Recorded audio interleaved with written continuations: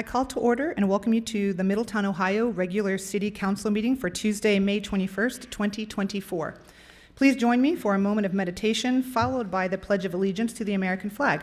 You will hear 3 taps of the gavel when it is time to stand. Please join me in a moment of meditation now.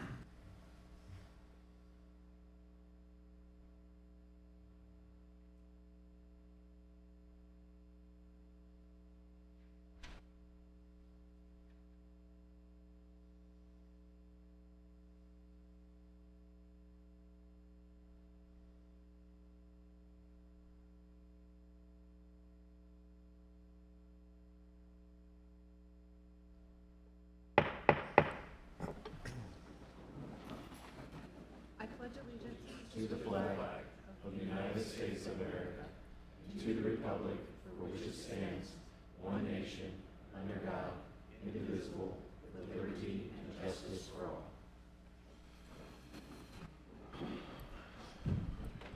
Clerk of Council, Mrs. Skank, please call the attendance roll. Mr. West. Here. Mr. Horn. Here. Mayor Slamka. Here. Ms. Carter. Here. Mr. Farrell. Here. Thank you.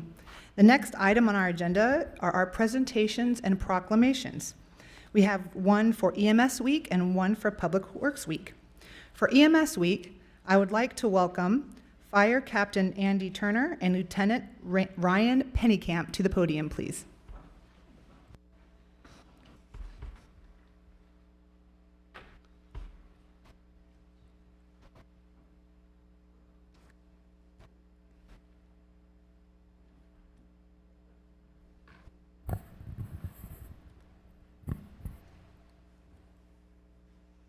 Thank you, gentlemen. And we'll read the proclamation.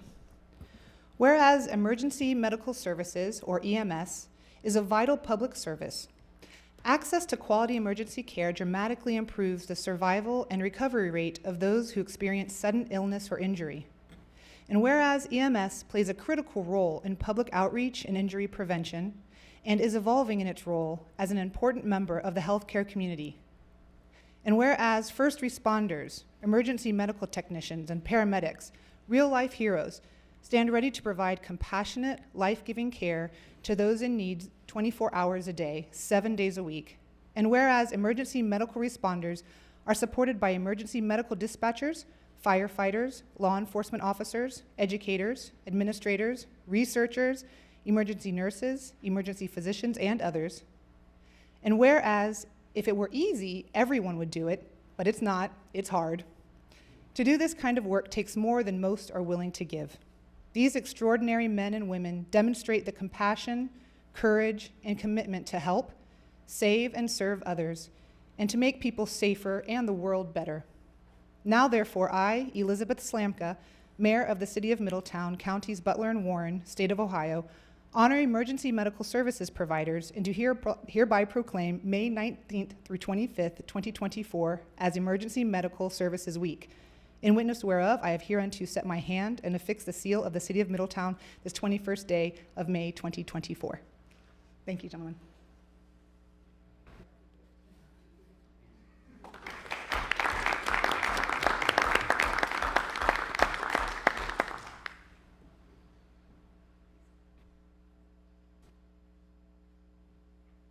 I just wanted to say thanks for having us.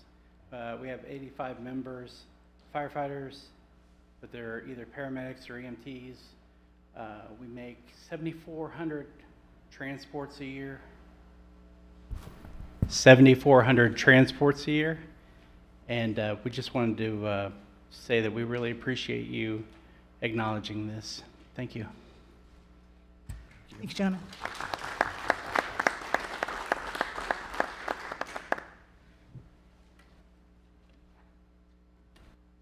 For Public Works Week, I would like to invite Public Works Director Scott Tadich to the podium.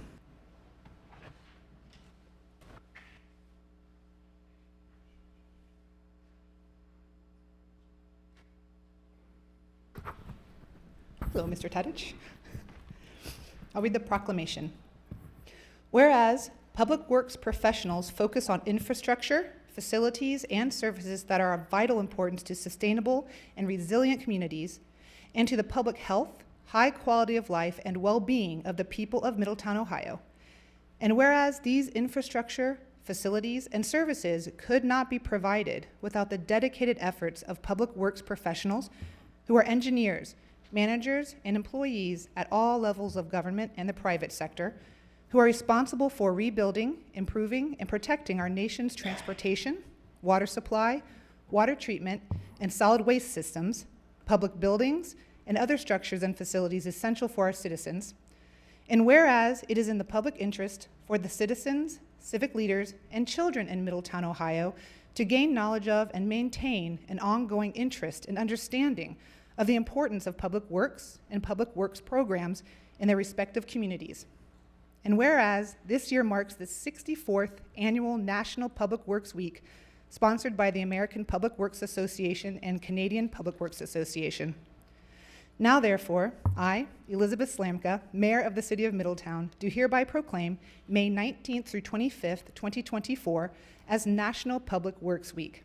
I urge all citizens to join in activities, events, and ceremonies designed to pay tribute to our public work professionals and to recognize the substantial contributions they make to protect our national health, safety, and to advance quality of life for all. In witness whereof, I have hereunto set my hand and affixed the seal of the City of Middletown this 21st day of May, 2024. Thank you so much.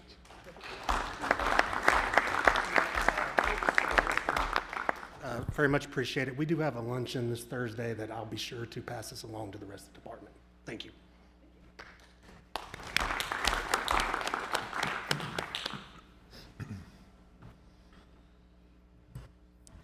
The next order of business is citizen comments. Please read bullet point number 4 of our citizen comments guideline on the screen behind us as it pertains to your presentations. A respectful professional presentation is expected. Personal attacks on staff, council members, or other individuals will not be tolerated. There will be no foul language. This is not the time for debate, questions and answer, or any back and forth conversation. This is a time for you, our residents, to be able to present to council on record, uninterrupted, and have the floor. We have received 2 comment cards this evening. I would like to call John Morrell to the podium. Oh, I'm so sorry, looks like an H. Forgive me. Joan Morrell to the podium. Please state your full name and Middletown residence or work address for the record. Please address the council as a whole. You will have 4 minutes of uninterrupted speech. Please go ahead and put that microphone towards your mouth. There you go. Please commence. It's Joan Morrell. I live on Bonita Drive, and I work at Majestic Care. Is that all you needed? Is that it? That's it. Go ahead. I have a complaint. I live on Bonita Drive, and every Saturday night, and other nights too, there's a group of trucks, sickles, and cars, and they're all souped up that drive around. They make a circle for hours, very loud. All the vehicles are loud, and they're speeding very fast, very fast. And it's been going on for months. It's every Saturday, but they do it other nights too. And I called, and the police officer told me they couldn't do nothing about it, that I'd have to come here. So I'm here. All right. Thank you very much. Is that it? That's it. We'll be following up with Mr. Lully. And I also have the information here.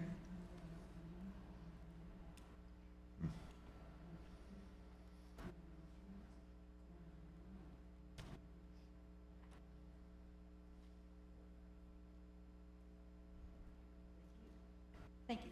Thank you. Thank you, Ms. Morrell. Yes, we'll be following up. City Manager and I will certainly be looking into that as well. I would now like to call Melinda Stidham to the podium. Please state your full name and Middletown residence or work address for the record. Please address the council as a whole. You will have 4 minutes of uninterrupted speech. Please commence when you're ready, but can we reset the clock, please? For Ms. Stidham.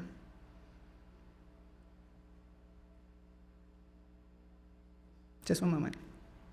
There we go. Please commence. Yes, my name is Melinda Stidham. I am co-founder of the Blueprint and a Middletown Community Ambassador. Thank you. I'm only here for 1 minute of your time. I live on the corner of Cleveland and Grand. As you know, with the new development coming on into the parks and everything, my neighborhood is full of children. And with that being said, there's cars speeding up and down on Grand, and I was coming here to see about getting Wyckoff and Grand to be a four-way stop, and I was coming to see about getting slow children at play signs put down on Grand so our children can stay safe. The corner of Grand and Wyckoff, about a month ago, if my daughter wasn't late on a bus route, if my daughter wasn't late, a car would have hit my daughter at her bus stop because Wyckoff and Grand is a dangerous corner. There's been so many residents complaining about how dangerous this corner is, and it's just a two-way stop, not a four-way stop. And I mean, yes, they cut the trees down, but if you're going up Grand to Wyckoff and you look to the right, you see a big tree. If you look to the left, you see all the people parking their cars there. Okay, so then if you come down the hill, yeah, they cut the trees and everything, but it's still not a safe corner, and we need stop signs and we need slow children play signs so our children and our residents can stay safe. Thank you for your time. God bless. Thank you, Ms. Stidham. Paul, can we look into that with, I know Safe Streets for All, with grant money, I know, maybe identify that area? Okay. Very good. Thank you, Mr. West. Where's Majestics located? The Majestic Nursing Home? It's Route 4, correct?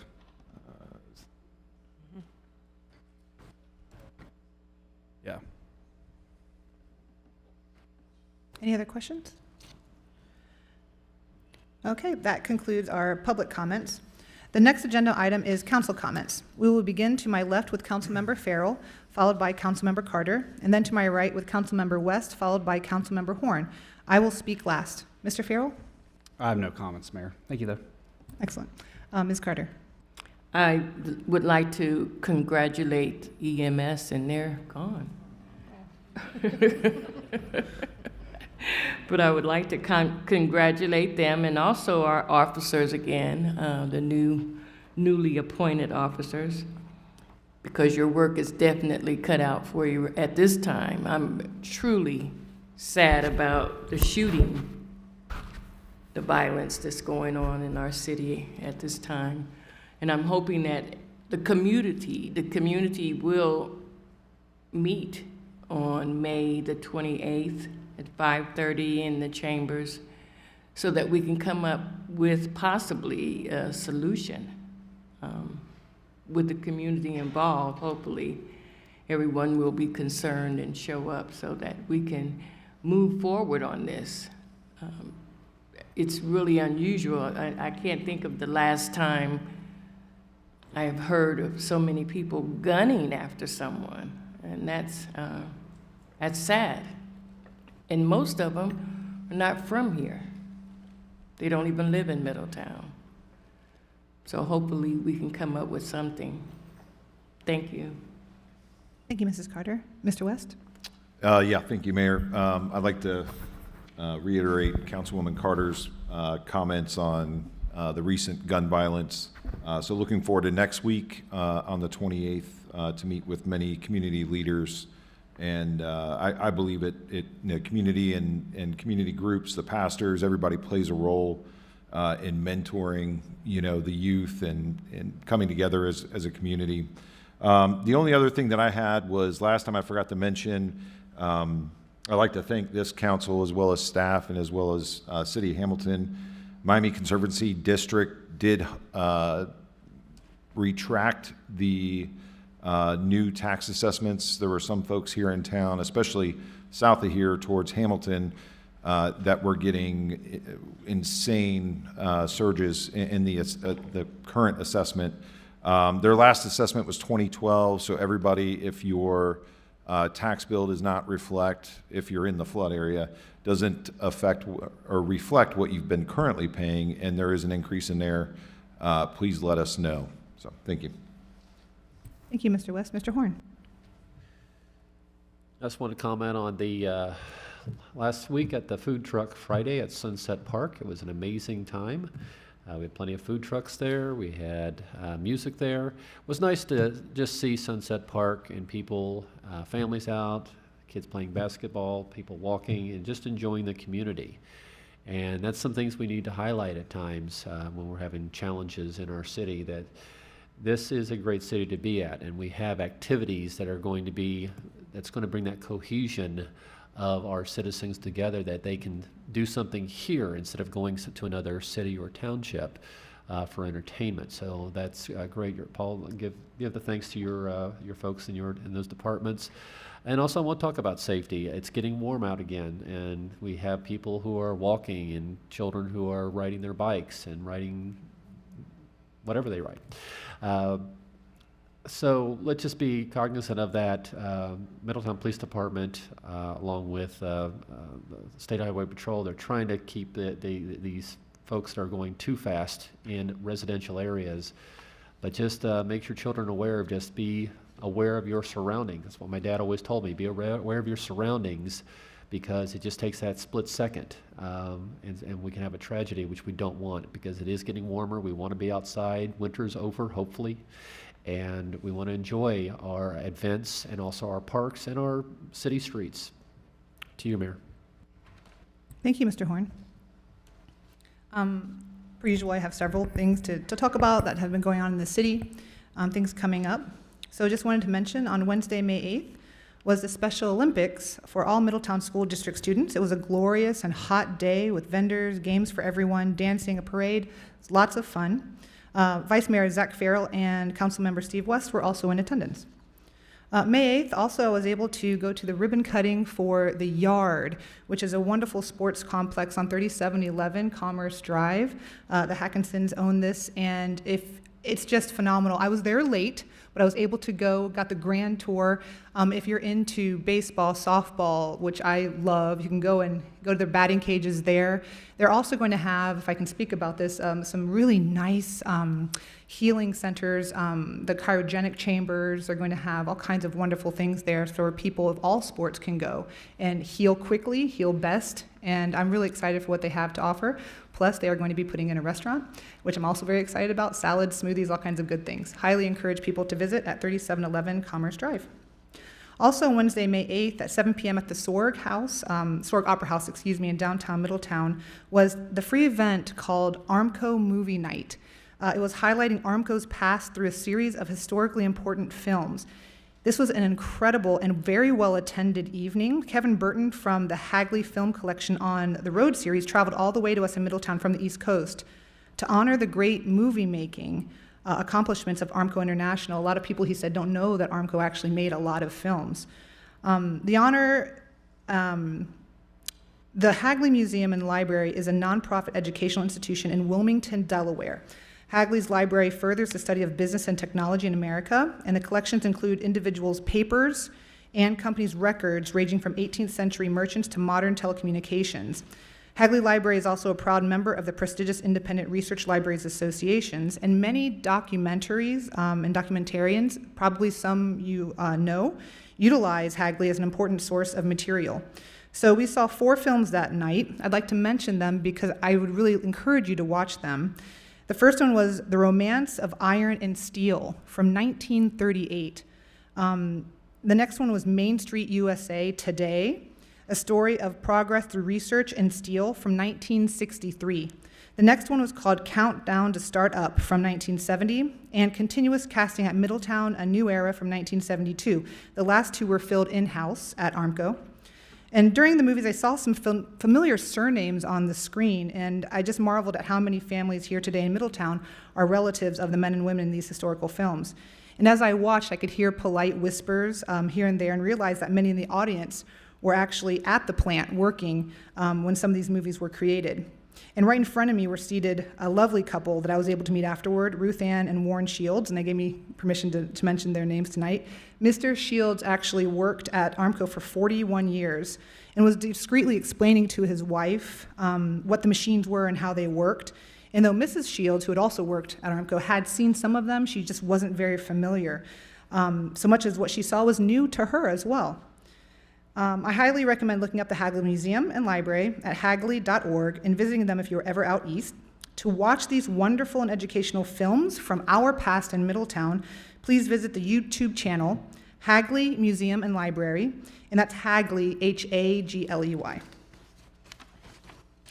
Thursday, May 9th was the Middletown Rocks, the second annual fundraiser for CBI, our Community Building Institute, who focuses on programming for Middletonians from the cradle to career. The event was great with live music and even a special performance by our city manager, Paul Lawley, who performed his own rendition of You Can't Touch Us by MC Hammer. If you missed the event this year, I highly recommend attending next year in May. And for more information, please visit cbimiddletown.org. That's CB as in boy, middletown.org. Many of our city schools held field day on Friday, May 10th, and I was able to attend Creek Views and had a blast with the kids, the principal, Miss Lyerly, teachers, parent volunteers, and the Butler Tech students from Lakota who had created an imaginative and educational game for the children. It was a fun and wild day, just celebrating life in the upcoming summer holidays. On Tuesday, May 15th, I was invited to meet the students, faculty, and administrator of the Albion Academy. It is a beautiful school with excellent education and student focus. I was warmly welcomed by all, and we had a delicious breakfast together. If you were out and about this past Saturday, May 18th, in our beautiful downtown, you may have noticed the nearly 900 women enjoying themselves at DMI's annual Women's Wine and Chocolate Walk. With 10 wine stops and 10 chocolate stops, music, vendors, make and takes, and more, it is a popular event. It's always the Saturday after Mother's Day, and if you missed it this year, please mark your calendars for next year. It makes a great gift. You can find out more about DMI and more upcoming downtown summer fun events at downtownmiddletown.org. Yesterday afternoon, Monday, May 20th, was the NAACP celebration of the promotion of Earl Nelson to Deputy Police Chief for the City of Middletown. The open house was at the Historical Society with live music, a lovely charcuterie board, and good feelings. Among those present was also Deputy Police Chief Malcolm Tipton, who was also promoted and celebrated. It was a lovely event. Now, upcoming Monday, May 27th, is Memorial Day. The City of Middletown will be remembering and honoring with a parade beginning at 10 a.m. at Smith Park and traveling down Verity Parkway for the ceremony to follow at 11:30 a.m. at Woodside Cemetery. Verity Parkway will be closed from roughly 9 a.m. to about noon on Monday, so please plan accordingly. If you have any questions or would like to participate in the parade, please email Jerry Lewis at JERIL, as in Lewis, at cityofmiddletown.org. The City of Middletown, in partnership with Hawksworth Blood Center from the University of Cincinnati, is hosting a blood drive on Wednesday, May 29th from 10 a.m. to 12 p.m. and again from 1:30 p.m. to 3:45 p.m. that same day. The donor bus will be parked outside here at the Middletown City Building at 1 Donham Plaza downtown. You can schedule your appointment online at hawksworth.org/groups/City of Middletown or call Hawksworth at area code 513-451-0910. Every donor will receive a Hawksworth 40-ounce tumbler. Midpoint Library's summer reading program kicks off on Saturday, June 1st and continues until Wednesday, July 1st. It's fun for all ages. Just read books or complete fun activities to win prizes. The more you read, the more prizes you can earn. It is a great way to enjoy the summer every year. For more information, please visit midpointlibrary.org. And remember, that is Midpoint with an E at the end. Every first Saturday of the month, the Elks Lodge, in partnership with Middletown Connect, will be hosting a monthly expungement and community resource hub. If interested, please attend Saturday, June 1st from 10 a.m. to noon at the Elks Lodge, located at 912 8th Avenue. For more information, please visit middletownconnect.com. Also on June 1st is a night honoring Al Milton. At Tridestone Baptist Church, located at 621 Lafayette Avenue, the evening begins at 5 p.m. and ends at 7 p.m. Tickets are just $20 and include dinner. There is limited seating and no tickets will be sold at the door, so if you wish to join in honoring a pillar of the community, please call Jasmine Davis at 513-571-9377 or Joe Thomas at 513-465-8897. We are excited to welcome back our Middletown Farmers Market for the summer, 2 Sundays each month from 10 a.m. to 2 p.m. in historical downtown Middletown at the Bus Depot. You will find all local fresh fruit, vegetables, flowers, baked goods, and local artisans and crafters. It is a wonderful event, and I highly recommend getting there every Sunday it is open. Don't miss out. The first Sunday will be June 2nd. For more information and to confirm dates, please email Jerry Lewis at jerryl@cityofmiddletown.org. The next Middletown family movie night will be Friday, June 7th in beautiful Douglas Park. The movie is Disney's live-action The Little Mermaid. There is a character meet and greet from 7 p.m. to 9 p.m. with sing-along and story time with Ariel. The movie begins at 9 p.m. Free snacks during the movie will be provided by New Era Baptist Church. Food truck for cost will be What the Dilla. For more information, please email Jerry Lewis at jerryl@cityofmiddletown.org. And then Lastly, there are many ways to get involved with the community and give back. Join a board or committee, run for office, apply for a job with the city, volunteer at the hospital, pick up trash in your neighborhood or park. Find something you can do regularly and give back. We're all connected and we're all in this together. It makes a difference. And just as a reminder, the City of Middletown accepts applications for our boards and commissions throughout the year. So if there is something that you have an interest in and you wish to give back to your city in this way, please do submit your application. You can find out more at cityofmiddletown.org. That's all for me tonight, and this concludes council comments. The next item on the agenda is the city manager's report. City Manager, Mr. Lawley, you have the floor. Thank you, Mayor Slamka. First on the agenda and city manager's report, I'm going to jump to Development Services Director Deborah Wells, and she's going to give us a recap on the trash bash that we had last month, and also talk about neighborhood improvement update for neighborhood revitalization.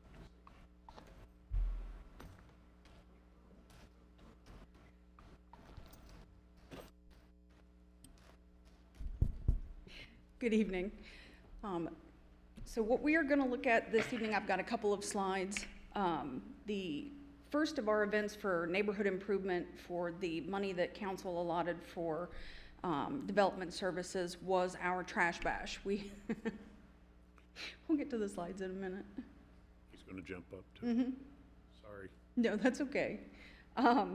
So our first trash bash was held Saturday, April 20th. So what you're looking at here is one of the billboards that was up, along with a map of the 4 locations that we had scattered across Middletown. Lefferson Park, the bus terminal downtown at 55 South Broad Street, Douglas Park, and the Middletown High School location. Next slide, please. What I have here for you on the next 2 slides is basically a cost breakdown of what this event cost and what that money was spent on. The city partnered with Zollet, Cohen, and Rumpke for the disposal of all of the items that we took in. Zollet dealt specifically with all of the trash. They also hauled tires and appliances. They took all of the appliances, all of the TV monitors, electronics that we took in to Cohen, who recycled everything that they could. Rumpke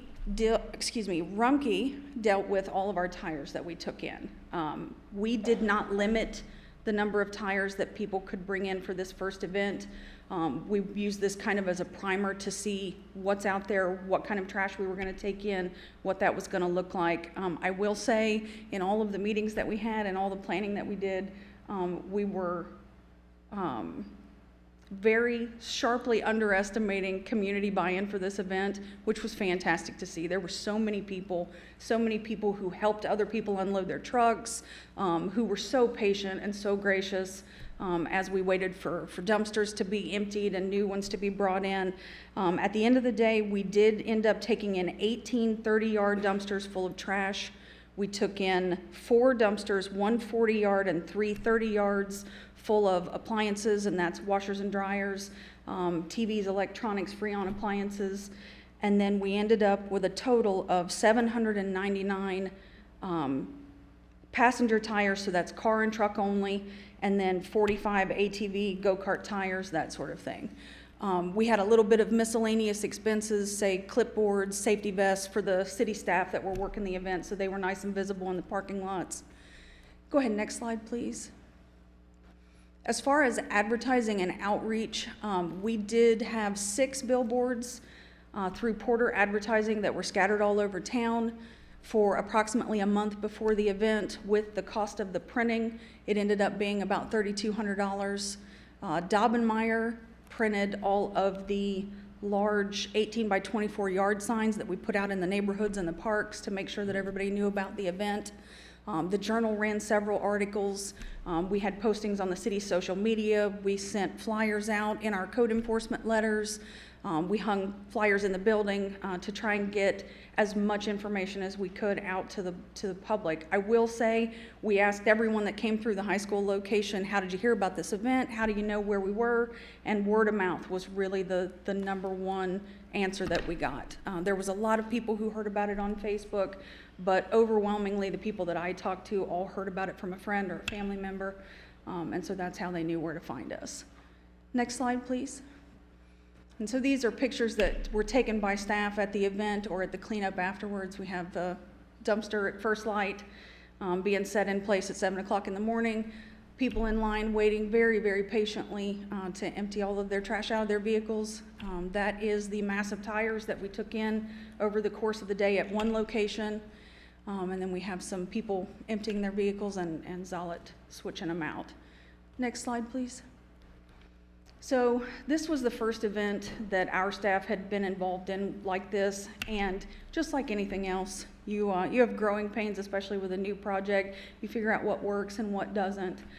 So we have tentatively, just because of the sheer overwhelming engagement that the community had for this event, we do have a second trash bash that's tentatively scheduled for July 13th. We are finalizing some locations right now. We found some of the parks that we had identified didn't work as well as we had hoped. The bus station downtown was really a great location, so was the high school. The Middletown School Board was generous enough to partner with us and allow us the use of the parking lot.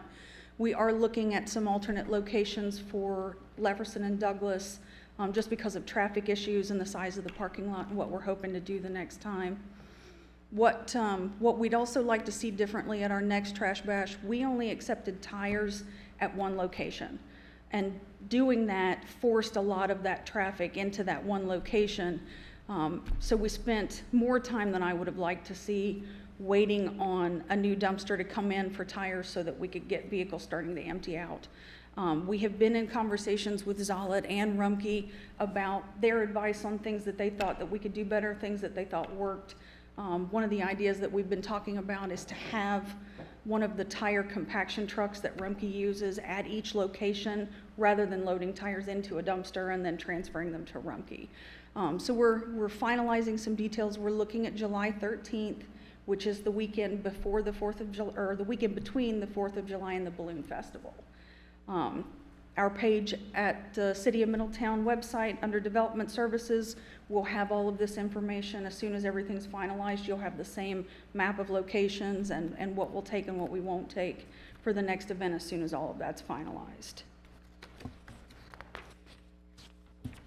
That's all I have for the trash bash, other than just a kind of information snippet. We talked to a lot of other municipalities when we were planning this event.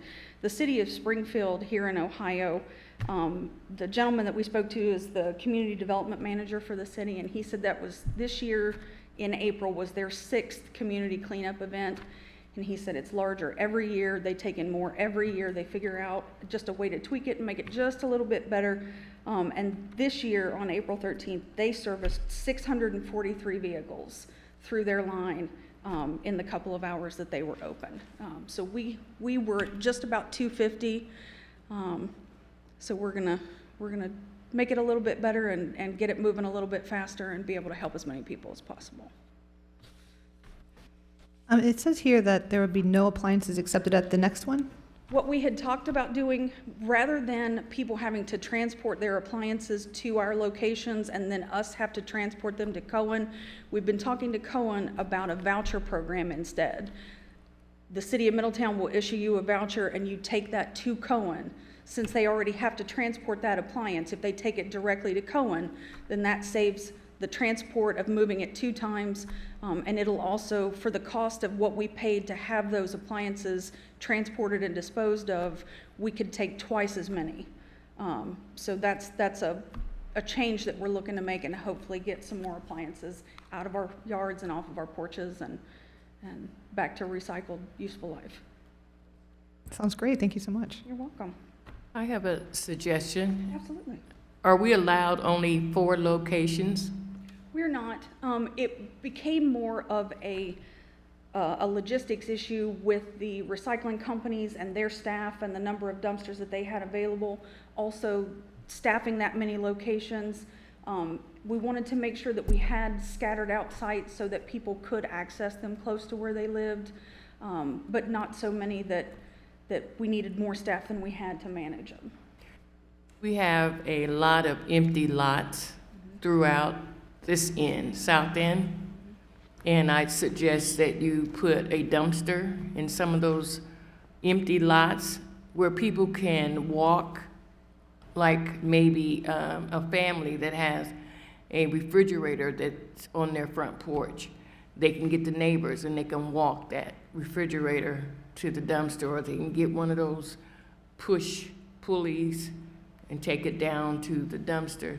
This is a wonderful idea, but when I go through the city and I see trash on the porches and in the yards, we haven't solved anything. And so that's the reason I'm saying, if you put trash bins, dumpsters on empty lots, they could fill them and you can just haul them away. And I'm happy to have that conversation with the city manager and with the waste and recycling company that we end up using on the next project. I know we do have to be careful in some places just because of how heavy the dumpsters are, where they have to be set, as far as damaging the vehicles that are setting them or damaging the ground as we're trying to take them out once they're full. But I'm happy to take notes on that, and we'll have the conversation with them and see what we can arrange. And Mrs. Carter, were you talking about having them there like all year round or just for the trash bash? No, just for the trash bash. Thank you. Thank you. So the next slides that you're going to see are the next in the neighborhood improvement programs. This is one that we had discussed several council meetings ago. What we are looking to do are some ARPA grants for owner-occupied homeowners for exterior property maintenance repair. We are looking to roll this program out tomorrow morning. We do have advertising materials that are ready to go. I'll be working with Clayton for some social media posts and some information to put out on the city's website.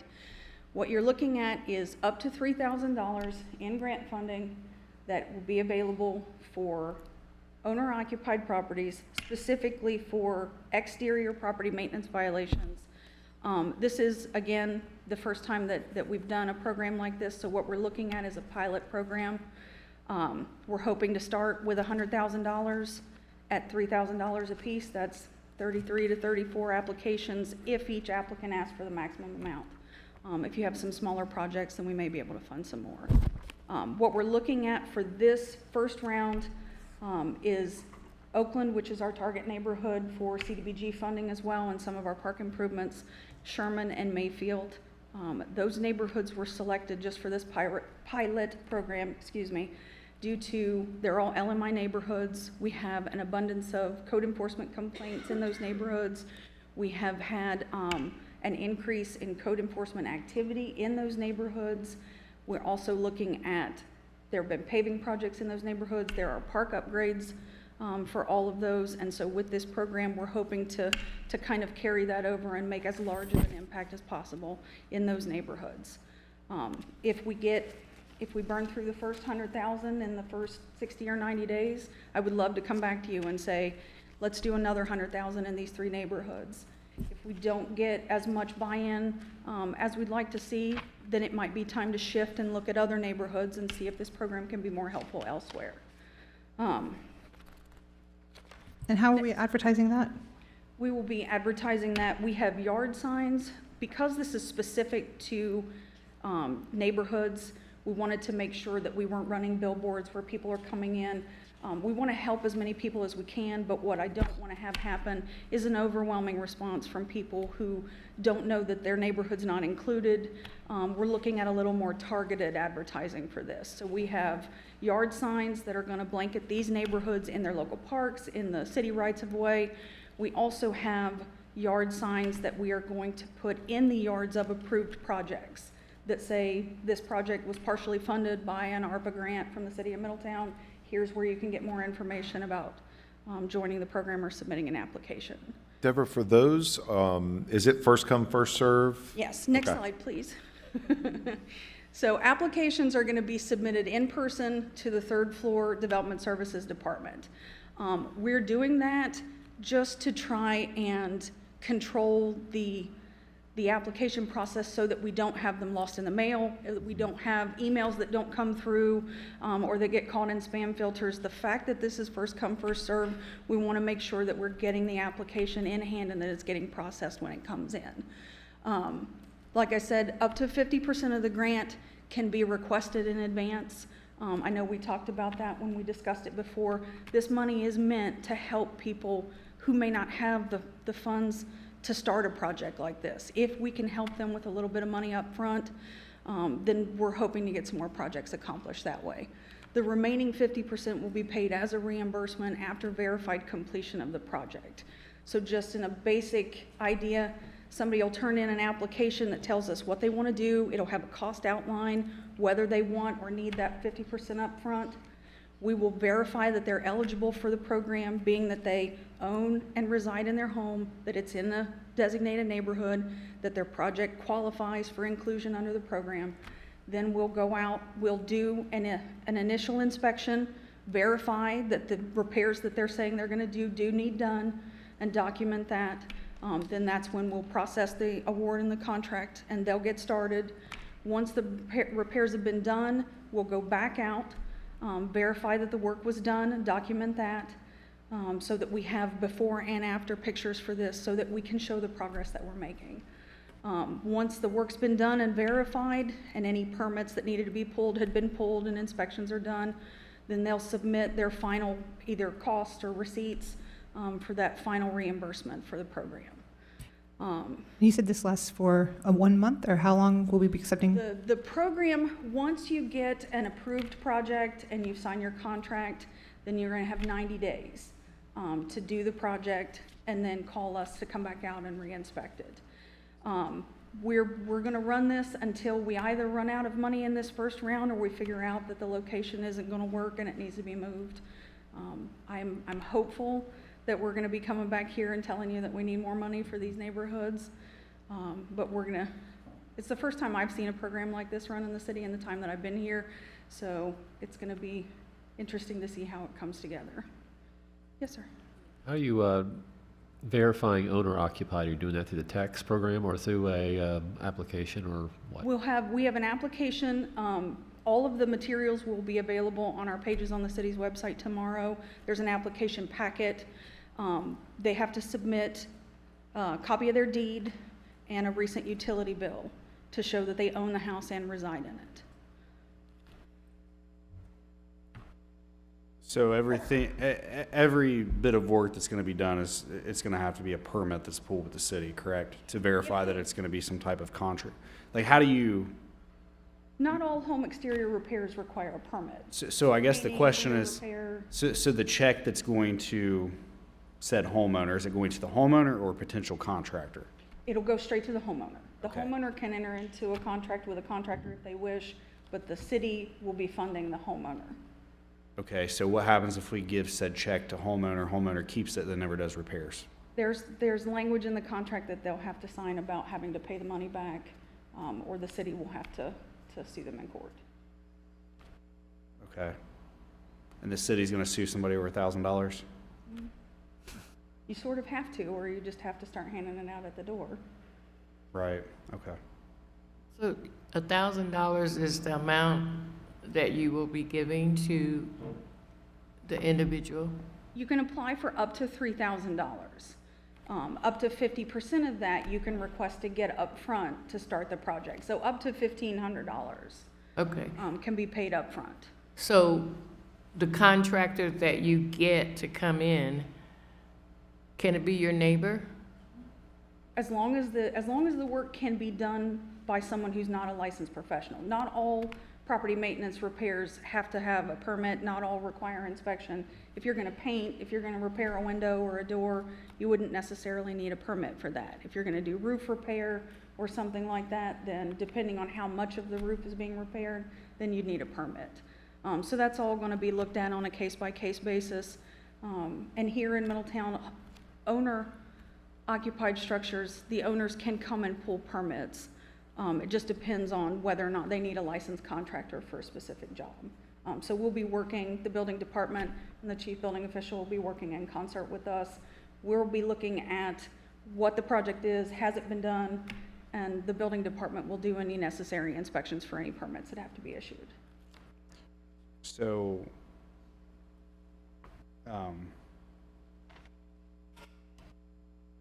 but sorry, I'll wait till the end. No, you're I should fine. wait till the end. Can you back up one slide for me?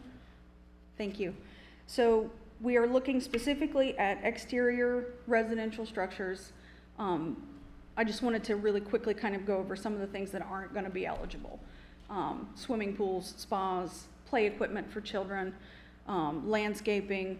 What we're looking specifically is improvement or repair to existing structures. If your garage needs painted or your windows need replaced, that sort of thing.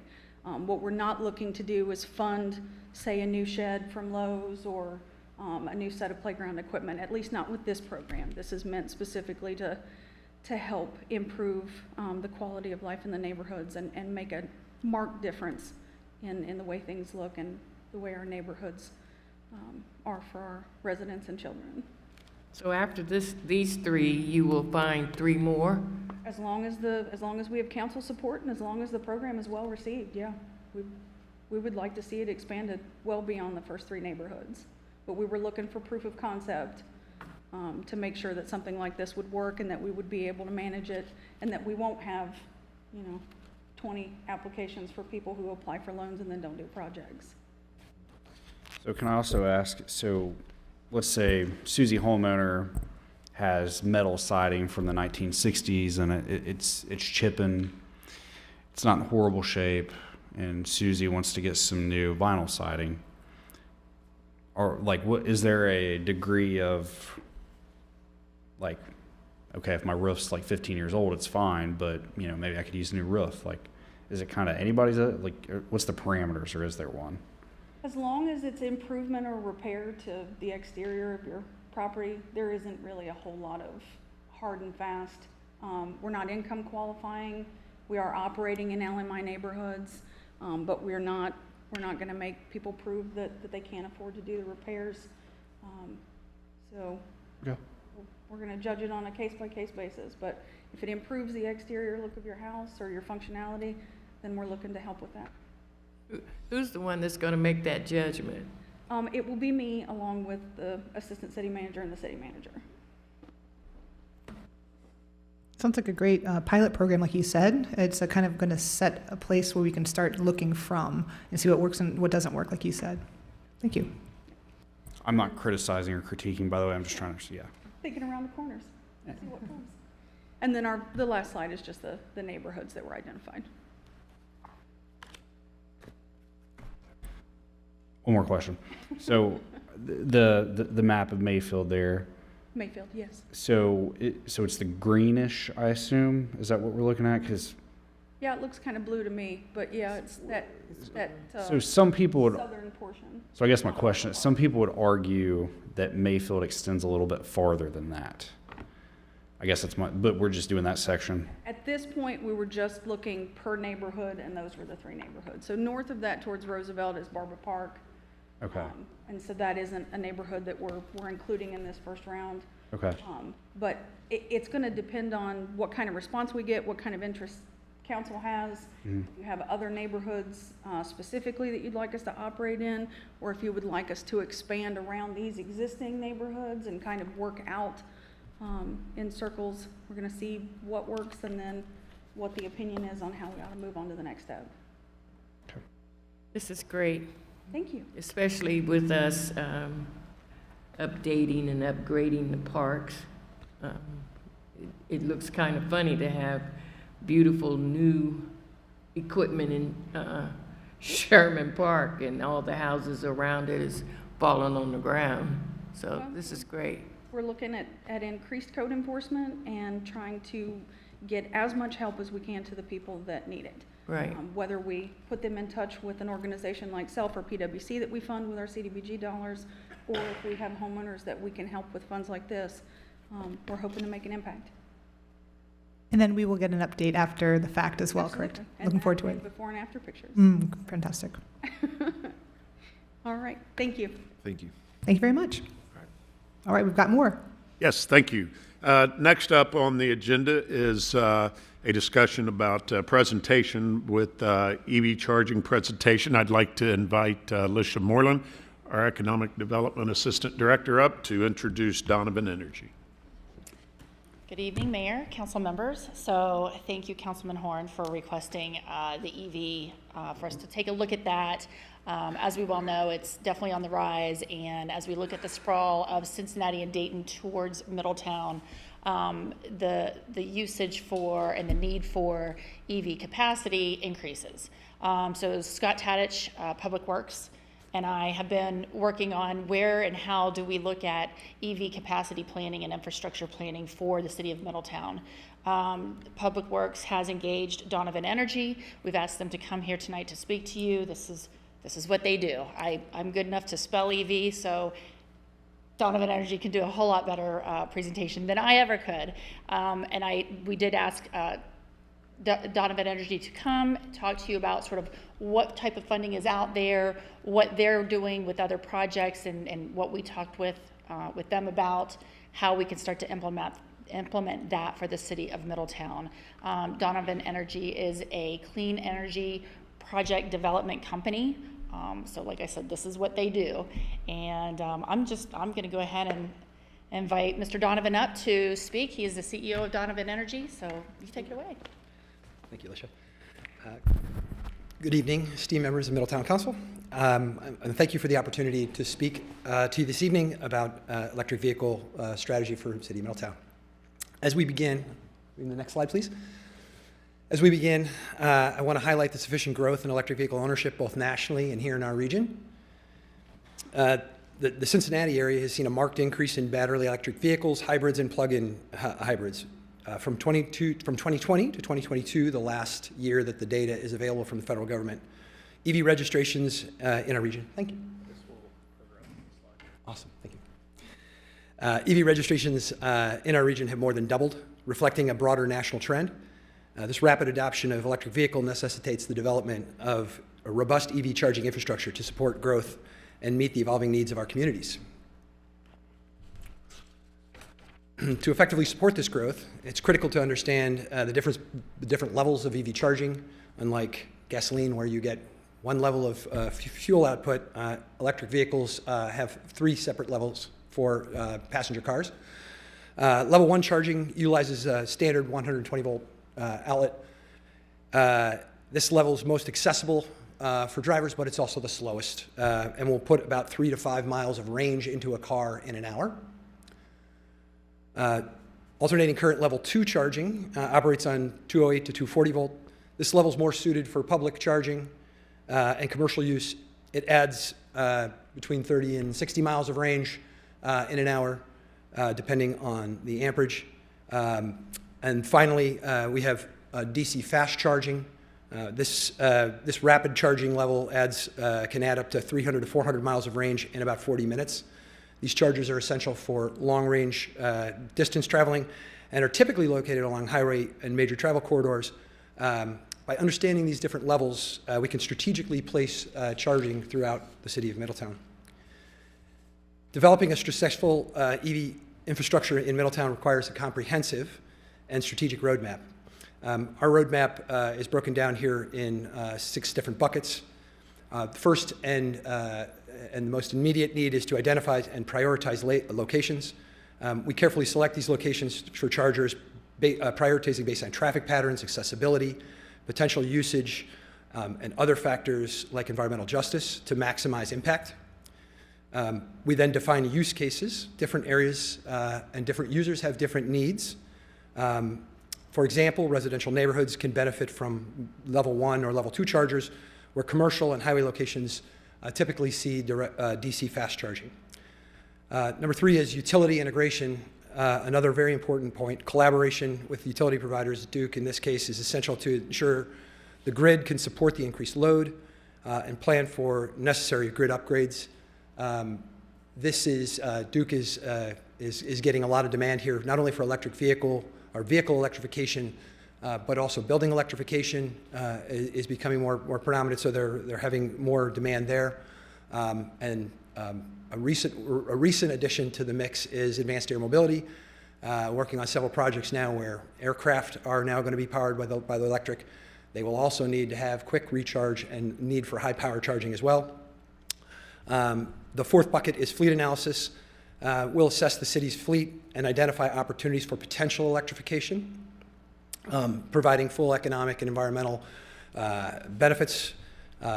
Pricing strategy, so we develop a robust pricing model that balances the operational costs, the need to recover the utility fee, the need to recover for O&M, as well as provide some margin. This may include a mix of some subsidized charging in some places, free charging in other places, and premium price charging in others. And then finally, and a big piece of our development, and Councilmember Horn, I heard you were talking earlier about grants. Grant proposals are big, and we're on top of all of the NOFOs that are coming out right now.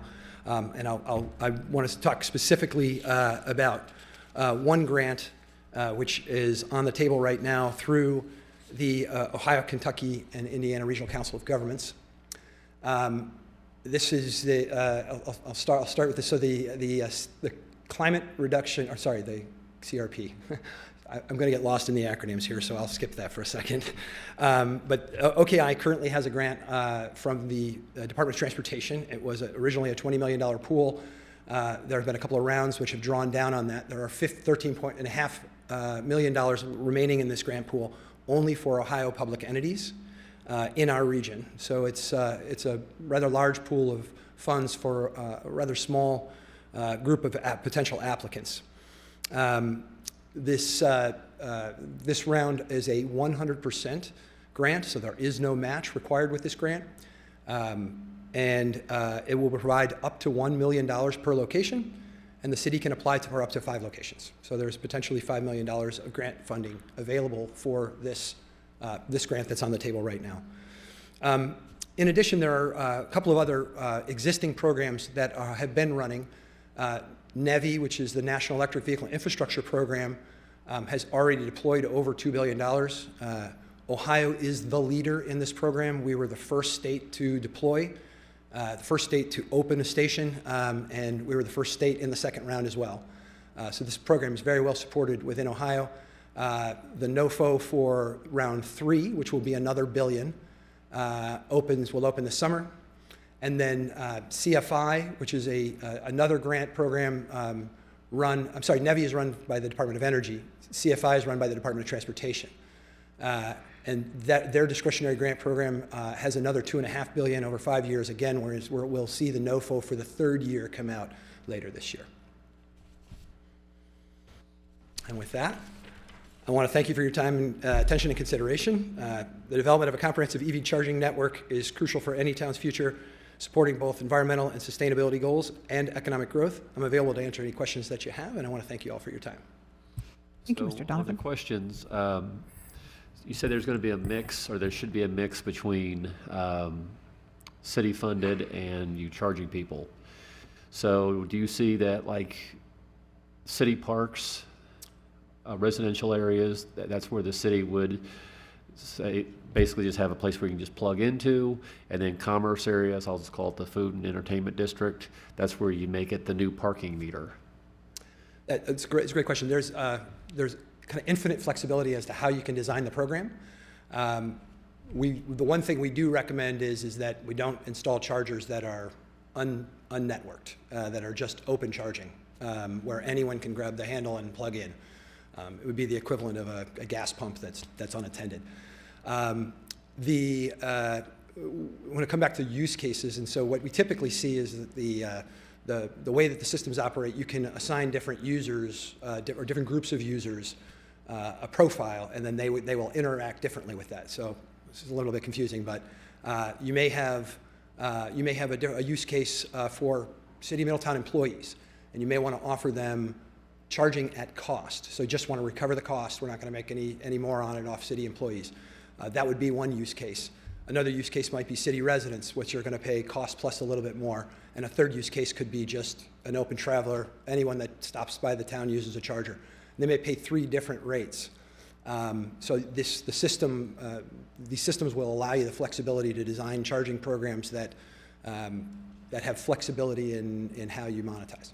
Okay, so then with the EV chargers, you really have a threefold situation. You have installation and the cost that comes with that. Then you have monitoring, meaning that it's talking to someone. It's also collecting funds and also giving the data of actual use.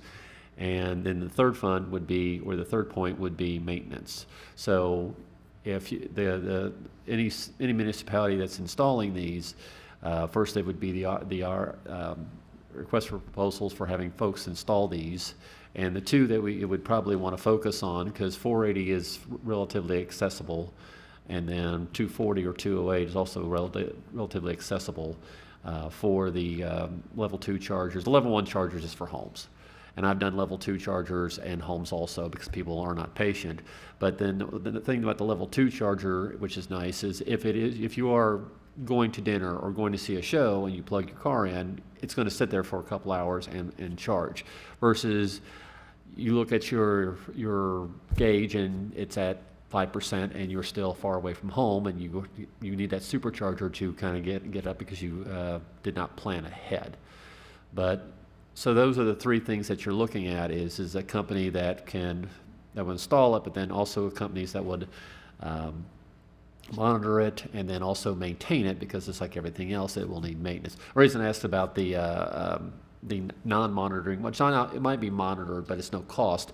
It's like at Armco Park. Yeah. They have 2 chargers. That's when I sent some information to Paul's group, but that maybe Warren County just says we just want this there, and maybe they do have monitoring, just so they just know how much usage, how much demand it has, and then they just have to take on the part of doing maintenance.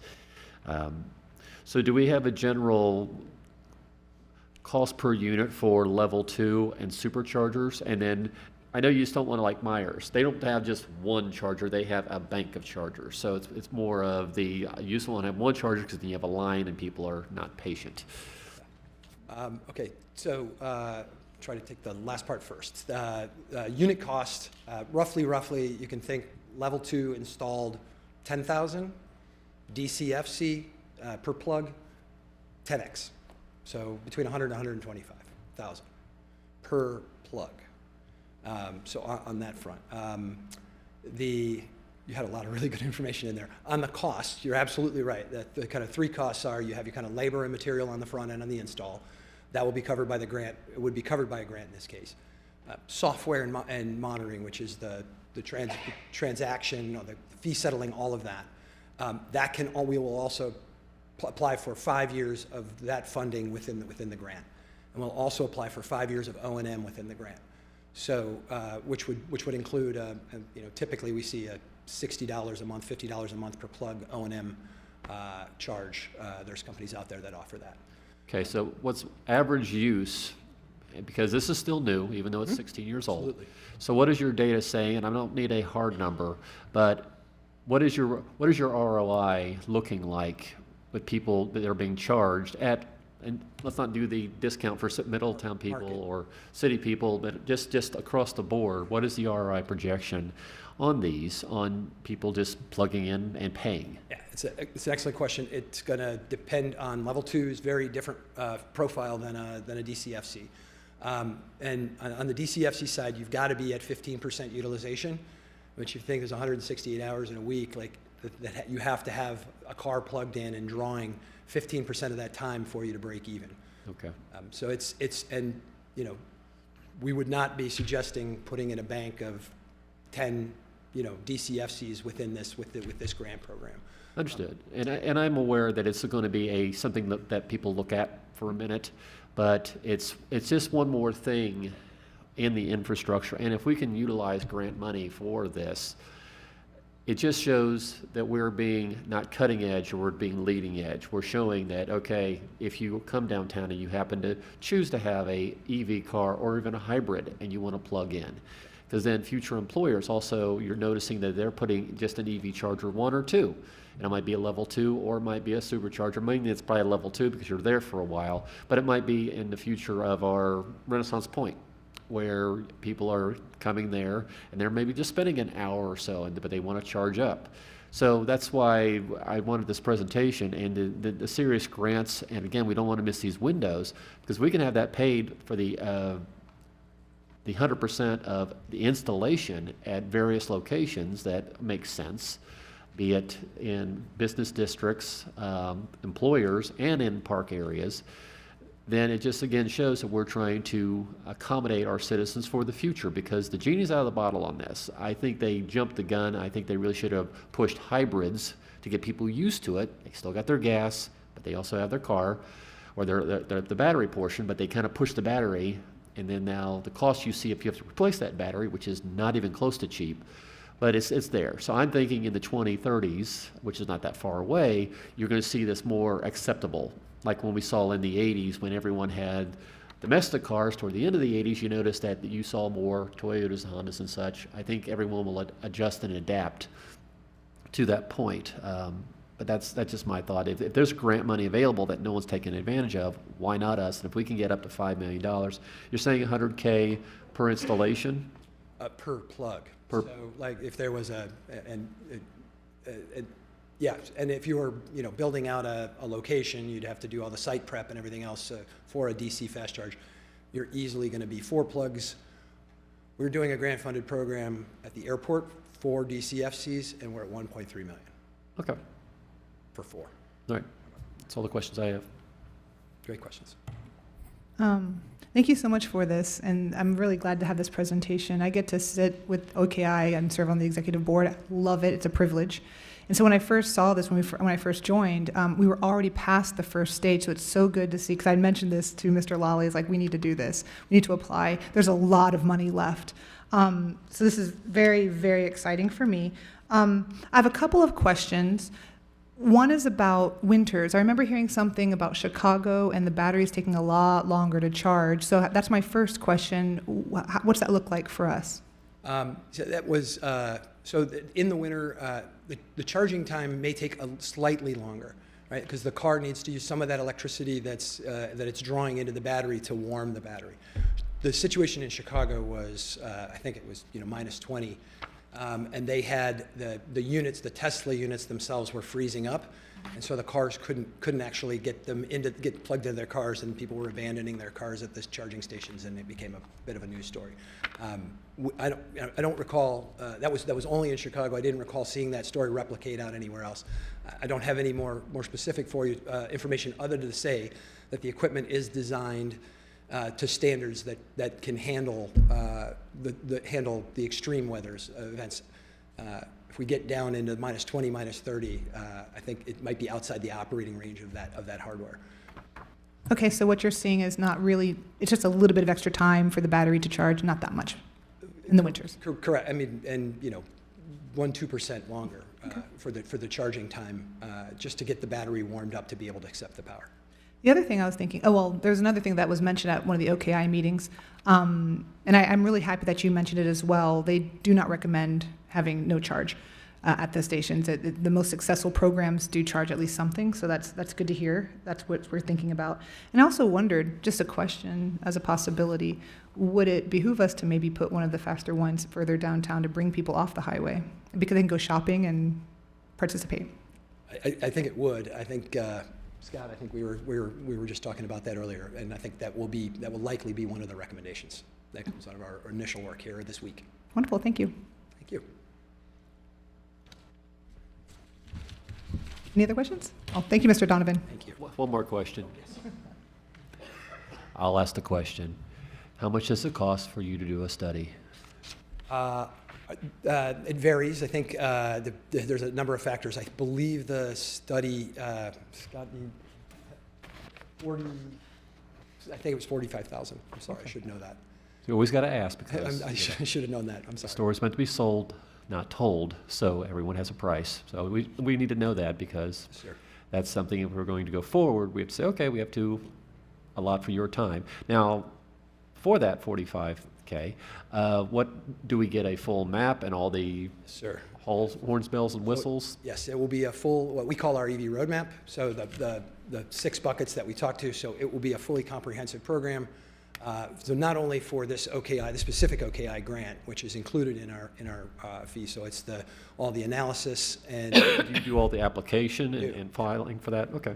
As well as we'll analyze more sites than possibly we'll be applying for grants for. So we'll be providing that roadmap that says, here's what's available from this grant funding source, and then here's the next sites that you might want to look at either with the next grant, or you may want to decide through your own capital program to start installing. You'll have that roadmap.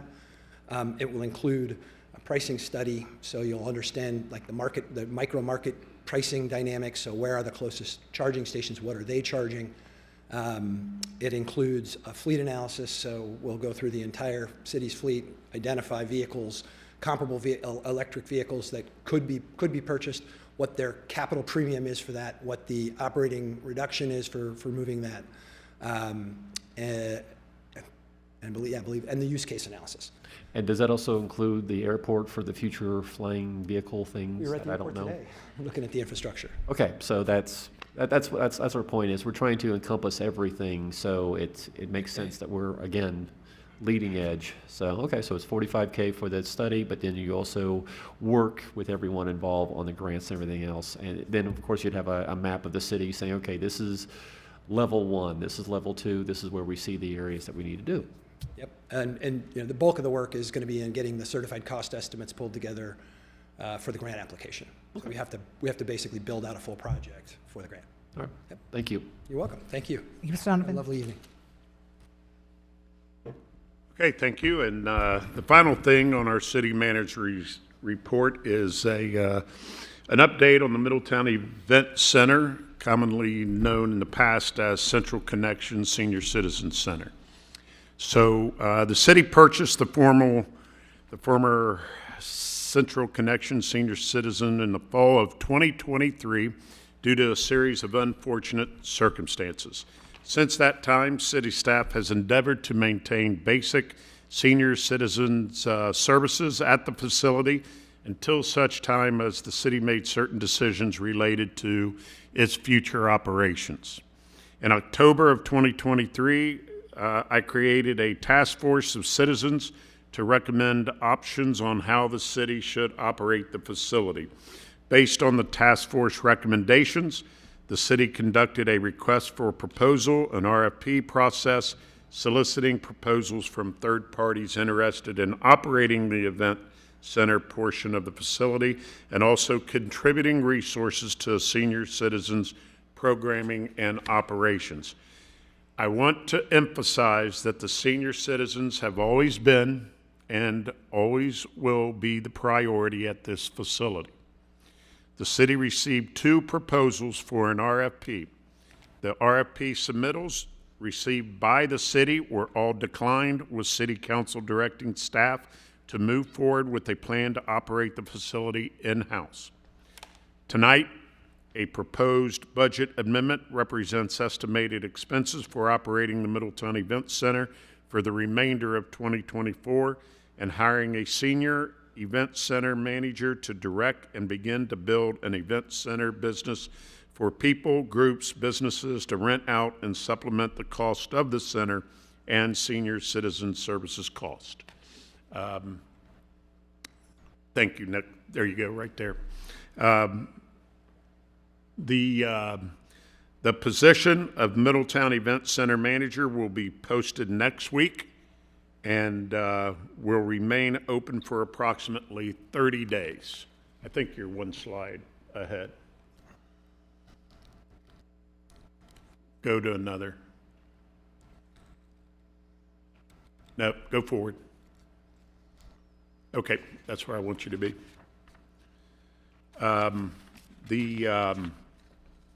The position of, as I said, Middletown Event Center Manager will be posted next week and remain open for approximately 30 days. They will oversee the day-to-day operations of the Middletown Event Center, scheduling and executing facility rentals, marketing the facility, developing facility policy, coordinating the daily schedule for senior citizens activity. Ideally, the selected candidate will have a marketing and operations management background. The salary range for this position will be $69,198 to $99,918. An interview team will be selected consisting of both internal and external stakeholders. We hope to make a selection from the pool of candidates by the first council meeting in July.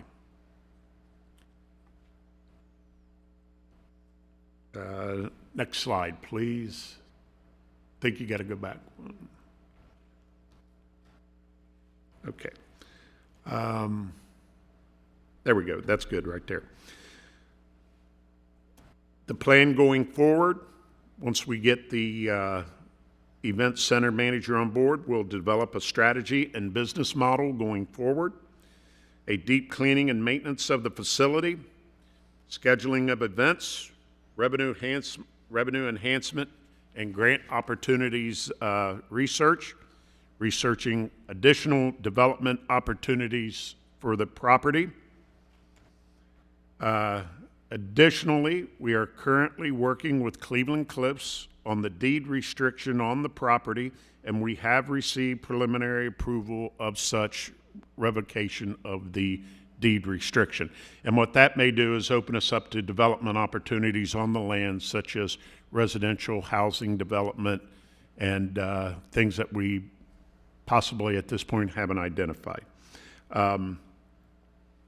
This will allow us to develop the property that may enhance senior living and further offset operating cost. Also, we will be preparing the facility building behind the event center, 3911 Central, for possible leasing availability. In all, the Middletown taxpayer has contributed nearly $9 million to this facility, and an investment that clearly justifies the proper use of the land. I'm happy to entertain any questions that you may have.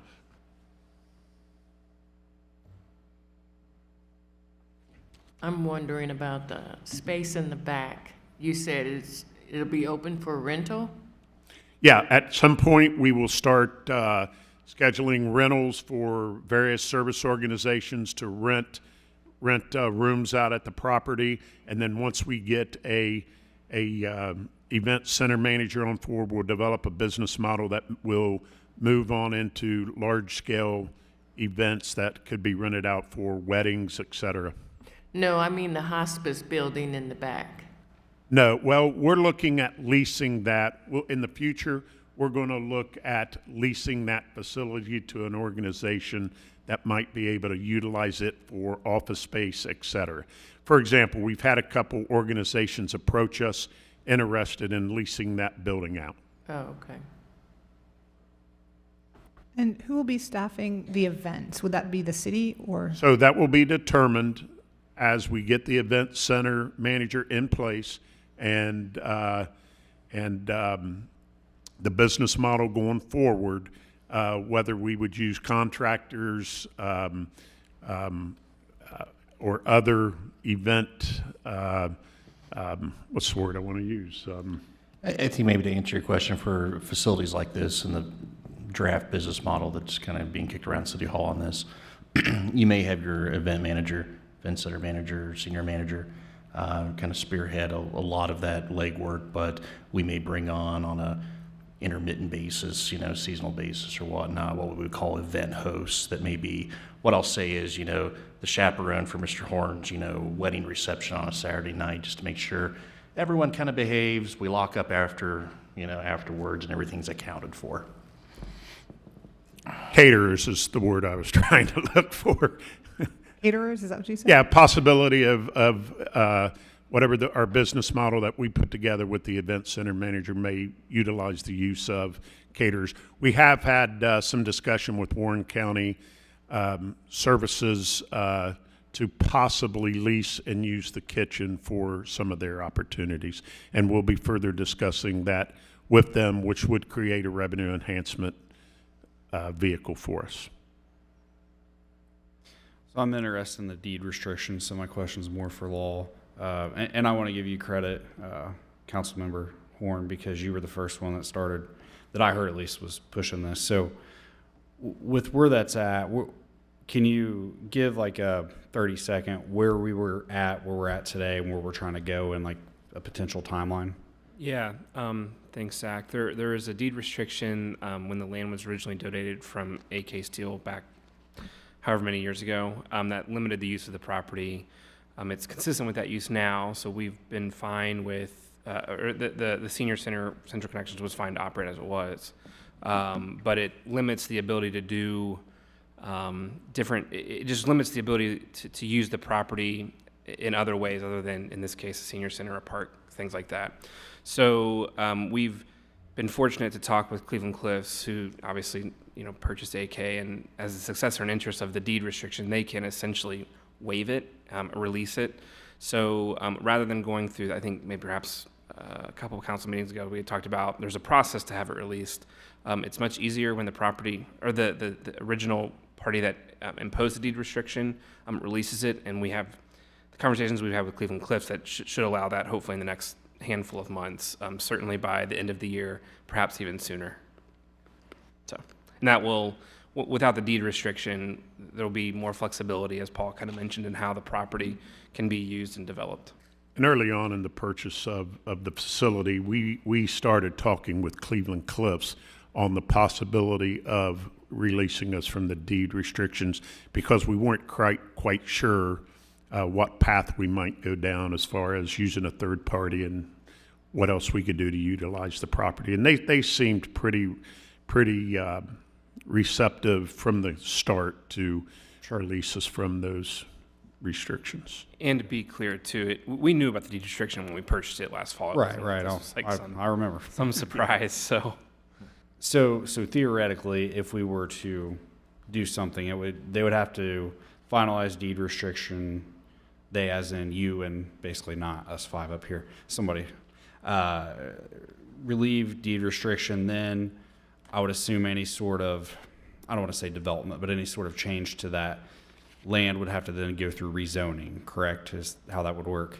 Yeah, it would be any sort of lot split and rezone, and making sure the proposed use is, identified in the proposed zoning. And I honestly don't even know what the zoning is right there, and not that it really matters. But my guess is it's probably some sort of restrictive residential. So I think it's just church or something. Or whatever is a church. I think that's probably residential. It's typically churches are permitted uses normally in there. But yeah, so it would go through any sort of, assuming there's some sort of rezone, whether that's a PD or something else, it would have to go through the entire process that it normally would.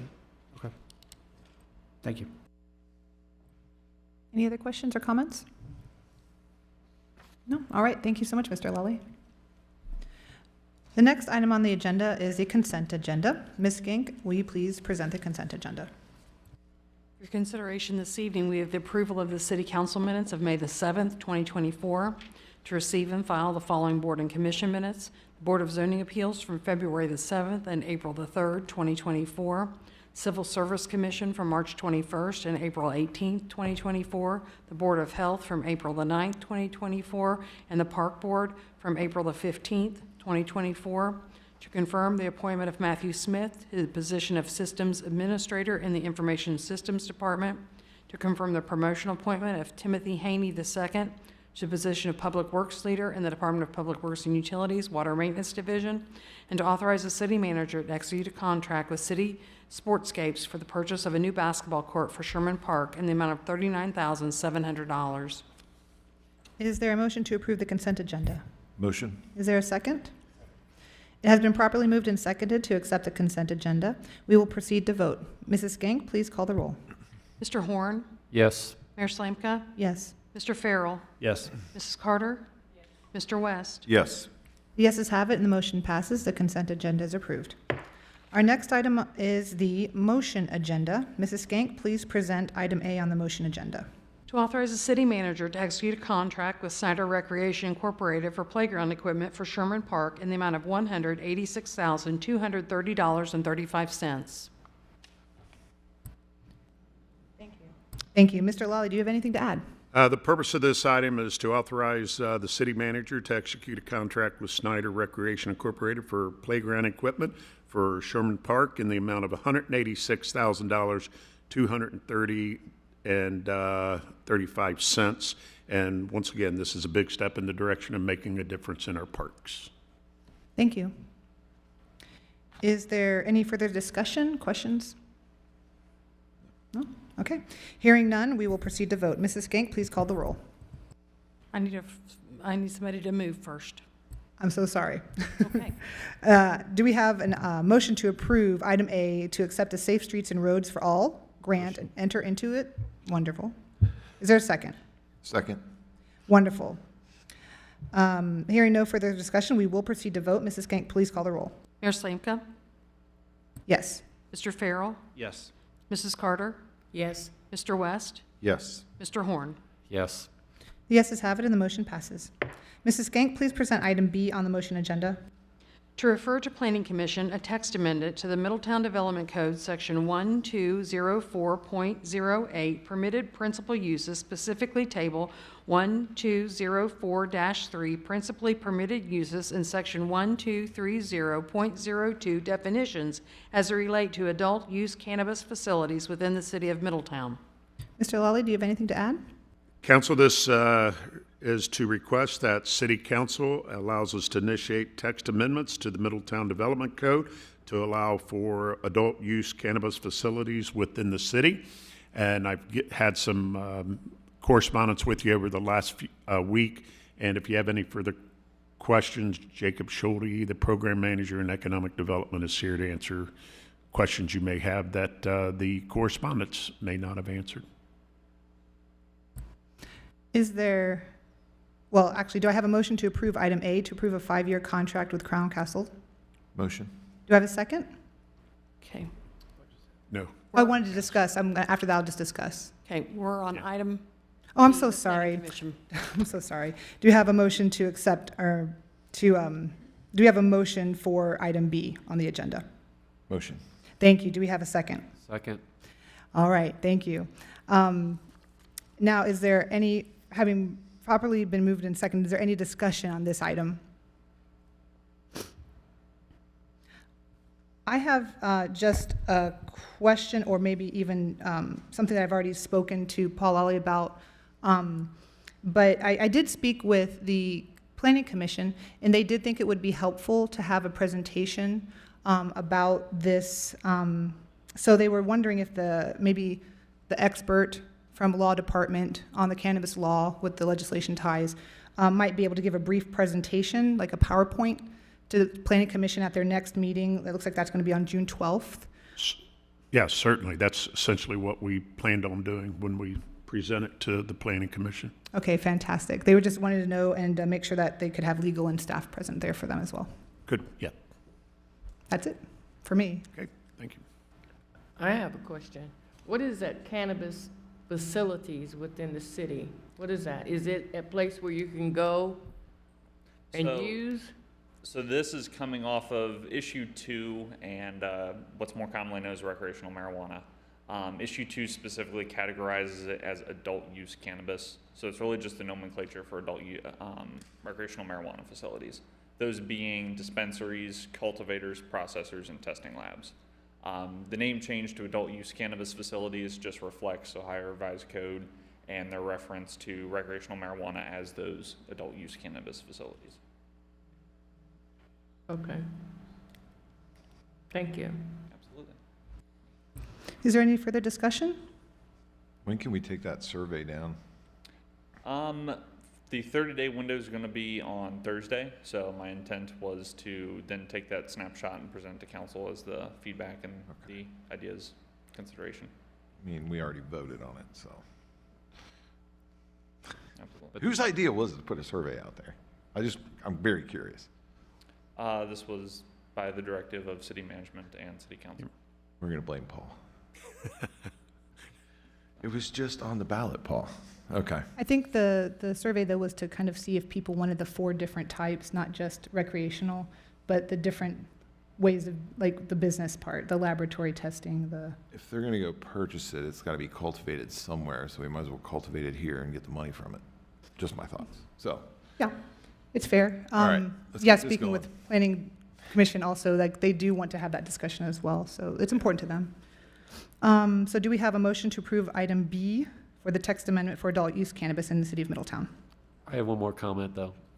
So on the snapshot, though, on the positive side, I saw the survey was at 75% on the yes, and Butler County was at 68% on the yes on item 2. So it seems like the citizens kind of want it. Mm-hmm. That's accurate? Yes. Okay. I think it'll, on Thursday's reflection, probably somewhere between upper 70s to low 80s across the board between the 4 uses and recreational marijuana in support. So. Any other comments or questions? So with where we're at, in trying to get some sort of, let's say, for medical for now, marijuana, where are we at in the timeline of, I know, what is it? I don't know the dates, but is it July that applications could be presented or to the state? Kind of run this through me run through this for me real quick. So initially, we wanted to get medical marijuana out and all of our procedures and stuff into effect, and then see what the state was doing for recreational. Going back to issue two essentially discharged that statute to the legislative body to do their amendments and stuff, and that's still sitting at the State House. While that's going on, there's still procedural stuff that they had to do by June 7th and then by September 7th for recreational dispensary licenses. So on June 7th, the state had to begin collecting recreational dispensary license applications, and by September 7th, they had to establish the policy as to how they're going to enact those and provide those out to dispensaries. And what's kind of, while we were waiting to see if the legislature was going to do anything, the administrative body under the Division of Cannabis Control had already gone ahead, and I think it was last Monday, they had more of an administrative hearing that had passed, how they were going to accept the licensor program and how they were going to distribute those. What the initial feedback is that they're really going to model the adult use cannabis, the recreational marijuana licenses, very similar to medical marijuana dispensary licensing. How that would reflect City of Middletown, our timeline for this, medical marijuana is going to be going before Planning Commission in their June Planning Commission meeting. This happenstance, it would be passed tonight, would go before them in the July Planning Commission meeting, and then both would come back to City Council for final enactment right around August council meetings for a 30-day enactment window somewhere in mid-September. So. And then when are applications for, let's just say, medical? Mm-hmm. Do you know those dates? So the state's not distributing any new medical marijuana licensing right now. They're doing +1. Yes. If you have an existing, so, which is what we're going to miss out on. Mm-hmm. So basically, medical shot. It's a little bit complicated. So right now, if you're an existing dispensary somewhere, you can get a +1. It's kind of random, but you can get a +1. So not a new dispensary company per se. You would just get a +1 location. Now, on your state application, you have to have an address lease agreement with your application. So this is where it gets a little bit, there's a gray area. So you could, in theory, have a lease agreement if you think there's a property that could turn into a dispensary on your state application, and the state may not review it for 90 to 120 days, sometimes 6 months. And by then, let's say Middletown then would be, in theory, we would have medical marijuana. So right now it's +1, but nobody really knows when they're going to award those. But you can apply right now. So what's +1? +1 is if you're an existing dispensary and you want to add a location. Open up one more. Yeah. Right. So I've talked to a couple different business owners, and everybody's interested in coming to Middletown because, well, location, but then also when you look at medical card holders per capita, they know everybody's leaving town to go to Oxford, Monroe, to purchase. So everybody's interested in coming here, but it's the gray area of on your state application, if they take the risk, sign a lease now, and then something doesn't, come through for the city to approve medical marijuana, So, but right now it's just +1. So, but I've had several discussions, and whenever this does go through, I mean, we'll be at the state's whim on whenever it could be awarded, right? Whenever they say, hey, now we're open to new applicants. But I don't think we'll have an issue with companies wanting to come here. It'll just be the issue of the state whenever they're going to award new licenses. But the problem I see there, on top of all the problems you've already listed, that also puts the city kind of at a disadvantage on what we can charge for application fees, because basically we're not even able to receive applications. Right. Because of the delayed process of this. Yeah. Lovely. Does all that sound correct? Essentially, so we'll be coming in right on the tail end of the +1, the 10B licensing program that had to start application rollout on June 7th. Aside from kind of getting the tail end of that, if they can work out that gray area as Mr. West had expressed, there's also going to be social equity licensing coming out at a future date. And I think part of the intent to go ahead and get this kick-started is that we don't run into another situation that when these license programs come out, whether that's next year, early next year, later on this year, we miss the boat on that. So to be in a position as a city to be able to accept those licensor programs and those dispensary licenses next year would put us at an advantage. Plus the opportunity for dispensaries to transfer their license over here once that we're all good and established. Is it safe to say that cultivation and lab testing and all that stuff, the state's just going to hold up forever? I mean, I don't know. Well, and to keep in mind that statutorily it's still at the legislative branch for a lot of this, the portions of issue 2 as to what they want to change. I mean, there might be an opportunity in the future. I think some of the stuff I've read into and researched, it's depending on the capacity. So a lot of what they're changing from medical into opening up for the adult use cannabis, the recreational, is to see how these dispensaries are going to handle the capacity with just a pure consumer, private sector interest into it. And I think once they kind of get an idea of what that capacity looks like, opening up those new cultivators and processors. Yeah. So how does this even work if they want to apply for a theoretical property that may or may not work out, that the state may or may not grant them? We don't even have a process in place for how they can go about the applications through the city. Right. Correct? So at the moment, yes. So we're not even prepared as a city 6 months into this to take on business. So the intent is that once the text amendments and stuff are approved and fully enacted as a city, and we remove the moratoriums, we will have a licensure program in place to begin accepting the licenses and to receive local licensing at the municipal level. Okay. So best case scenario, you're looking at maybe second quarter of 25.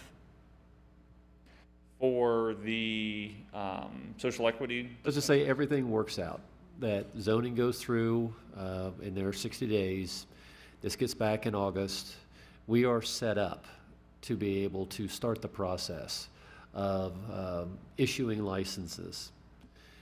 We work through that process. And we know this is government, so if you don't like construction speed, you're going to hate government speed. But once we get all the reason why we're doing this with the zoning and everything else, and I voted yes for it with my patience level, is because then we got all the I's dotted and T's crossed. Is that correct, Law? Okay. So I'll answer for you because I know I've been talking to them enough about it. So yes, we're missing the boats here because the folks in Monroe, they have an established business, so they are first in line for the recreational, where a person can walk in, kids, I'm showing how old I am, at 21 years old with a driver's license and can purchase whatever variety of that happens. But we have to, unfortunately, Zach, push through this process, get the process here, and then wait for the bureaucracy of Columbus saying, yes, Middletown, you can have 3 licenses, 5 licenses, or whatever our mandate is. My problem is we're spending 30 days on a survey we did a couple years ago after the state and the area just spoke. You fight. That's delaying the process once again. I mean, I guess where my frustration is we can get lost in the weeds on this, and I think we have. We're looking at, do you guys want to cultivate? Do you want to lab test? That stuff is years down the road, guys. Like, this is years down the road. We need to be where we should have already been positioned to have medical marijuana because we knew the state's lazy inherently. Everybody in Columbus is lazy, and they're going to go, okay, the existing medical marijuana dispensaries, now we're going to allow them the opportunity to sell recreational. So again, and I've only been on council for 5 months, but I've been asking since day one, can we get the ball rolling on this with medical marijuana? Because medical marijuana is a doormat. period. Instead, we're doing these surveys, we're doing this, we're doing that. It was just on the ballot. We did a survey 2 years ago. We already know how many medical card holders there are in Middletown. We already know everybody's leaving Middletown to go get it. My phone has been ringing. I've been getting texts. I have a meeting tomorrow. I have a meeting tomorrow with a company that's interested to come to town. And they're like, what is wrong with Middletown? I don't know. My point is, this is something we should have already been doing. Focus on what is achievable right now, not pull in everything. Perfect example tonight would be Donovan Energy coming here and saying, well, yeah, EV charging's cool, but what if we look at the hypothesis of building a Tesla manufacturer in Middletown? It's the same thing. This is the same scenario. We know what the doormat is. Let's go. Let's move. Let's go. Let's take the survey off. Let's get this done. Like, we're already missing out. Because the other thing is, you don't know when the state's going to allow a +1 or these opportunities. They just randomly pop up, and we're going to miss it again. So that's what I'm saying. Like, we got to get moving on this, because we're going to miss out completely, because these guys that want to come to town, right now it's on a +1. Guess how many other local cities are set up?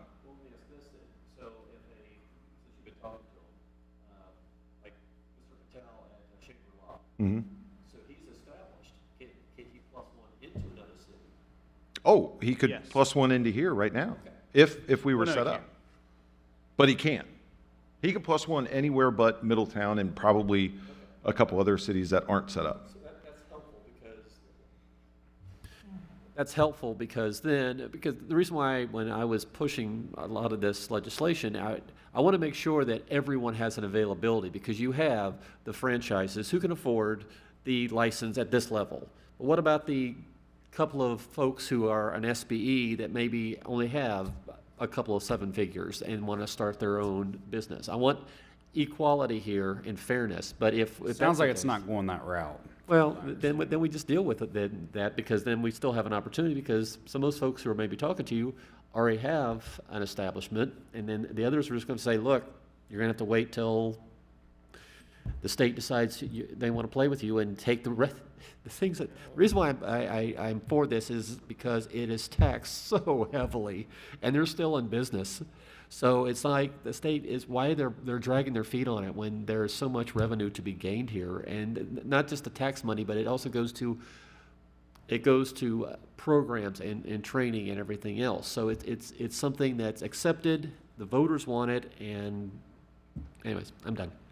So the state's going to take the path of least resistance on this 100%. So if you're existing, yep, you're kind of safe, rubber stamp. We knew it was going to be the same thing with medical marijuana. Like, that facility, they're going to go, yep, cool, you guys can. It's what California did. California, you walk into a dispensary, on the right is medical use, to the left, recreational. I mean, it's lazy. Government's lazy. But I mean, yes, and I get it. There's a lot of revenue in this. But the reason why I've always been for it is because after we came back from the war, so many guys were popping pills. If they would have been, I wouldn't have friends dead right now if they weren't prescribed Big Pharma, because they all OD'd on heroin because they got hooked, and it's just ridiculous. It's ridiculous. And so, I mean, I want to move on what we can, and EV chargers, hey, I get it. Let's move on that, but let's not try and build a Google here in town, right?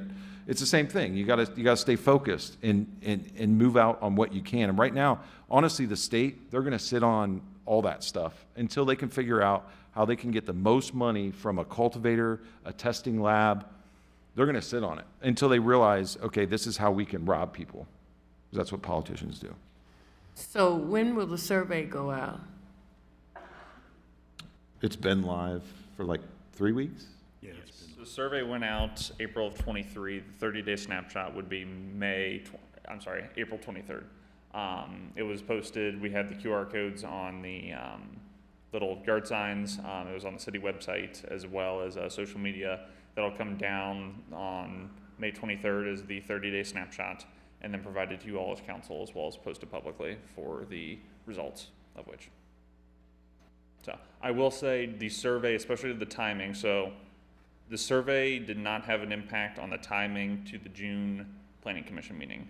To get on the June Planning Commission meeting, they still needed 30 days ahead of time to get it all posted and stuff in that regards, so. Yeah, once we get this through the planning commission, it can pedal to the metal. Do it. Are they going to move on it that night, or are they going to be uncomfortable and want to delay it? I would hope they'd move on it that night. Yeah. Don't see any reason why they wouldn't. Doesn't it have to go through it twice? Isn't there a 60-day process? That's what I was told. Let's go through planning commission twice. I think they're going at different times is the problem, right? So one's going in June, one's going in July, and then in theory, before you both of them, but before you in August. Okay, describe what's going on in June and what's going on in Yeah, July. sorry. So there's two components to this. There's the medical side and then the recreational side, adult use. So one will be recreational, one will be adult use, where the proper zoning amendment, if that's what how you guys have described how you want to do it through the zoning or the development code, and then there would be the public hearing before you guys in August. I think the discussion has been to do it together to try to kind of streamline it and get it out as quickly as we can. Any other questions or comments? Okay. Now, do I have a motion to approve item B, the text amendment for adult use cannabis? Motion. I have a motion and a On the second floor? on that one. Okay. And then, having been properly moved and seconded, we will go ahead and hear the roll. Ms. Gank, please call the roll. Mr. Farrell? Yes. Mrs. Carter? No. Mr. West? Yes. Mr. Horn? Yes. Mayor Slanka? Yes. The yeses have it, and the motion passes. The next agenda item is Part C of the motion agenda. Mrs. Skank, please read item C. To authorize the city manager to accept a $1 million grant from Jobs Ohio through its OSIP grant program to assist in the funding of the planned Butler Tech Aviation Facility at the Middletown Regional Airport. Mr. Lally, do you have anything to add? This is to authorize the city manager to accept a $1 million grant from Jobs Ohio through its OSIP grant program to assist in the funding of the planned Butler Tech Aviation Facility at the Middletown Regional Airport. The city of Middletown has been working closely with Butler Tech to secure this grant so we can begin construction hopefully August or September on the facility at the airport. Thank you. Do I have a motion to approve item C to approve the $1 million grant from Jobs Ohio? Motion. Is there a second? Second. Having properly been moved and seconded, is there any discussion? Where are we at in the process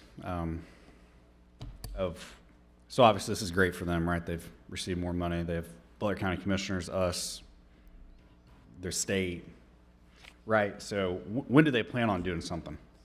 They plan on breaking ground here in the third quarter. Okay. Yeah.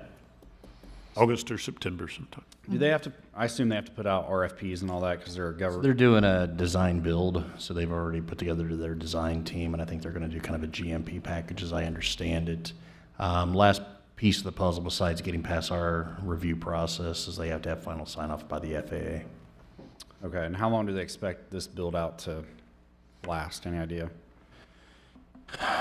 We're hearing anywhere from about 14 to 16 months right now for start to finish.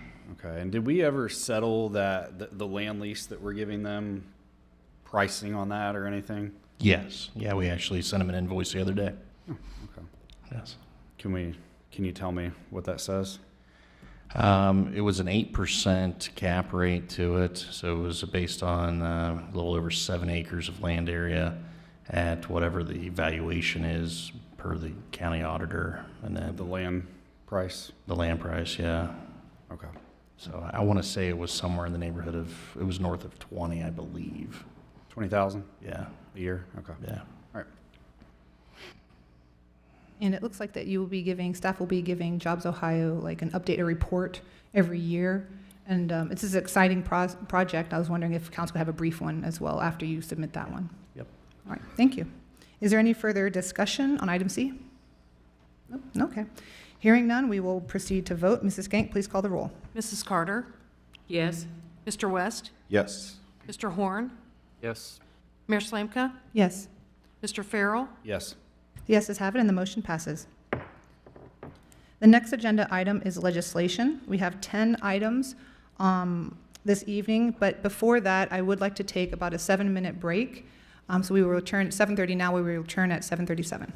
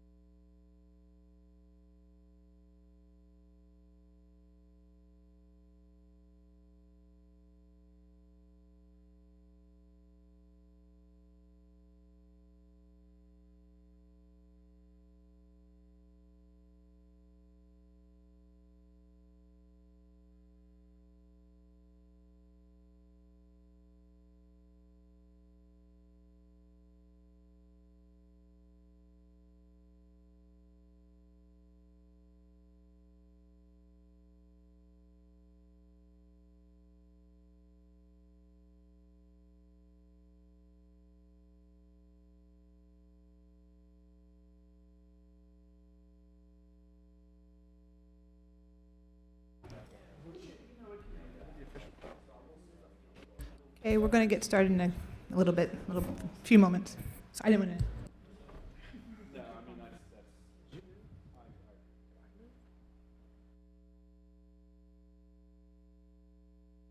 Okay, thank you. We'll call the meeting back to order.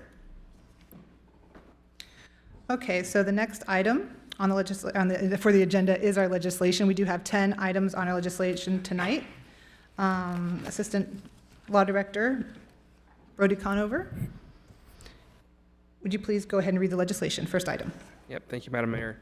First tonight is ordinance number O-2024-29, an ordinance amending the pay and benefits ordinance number O-2023-98.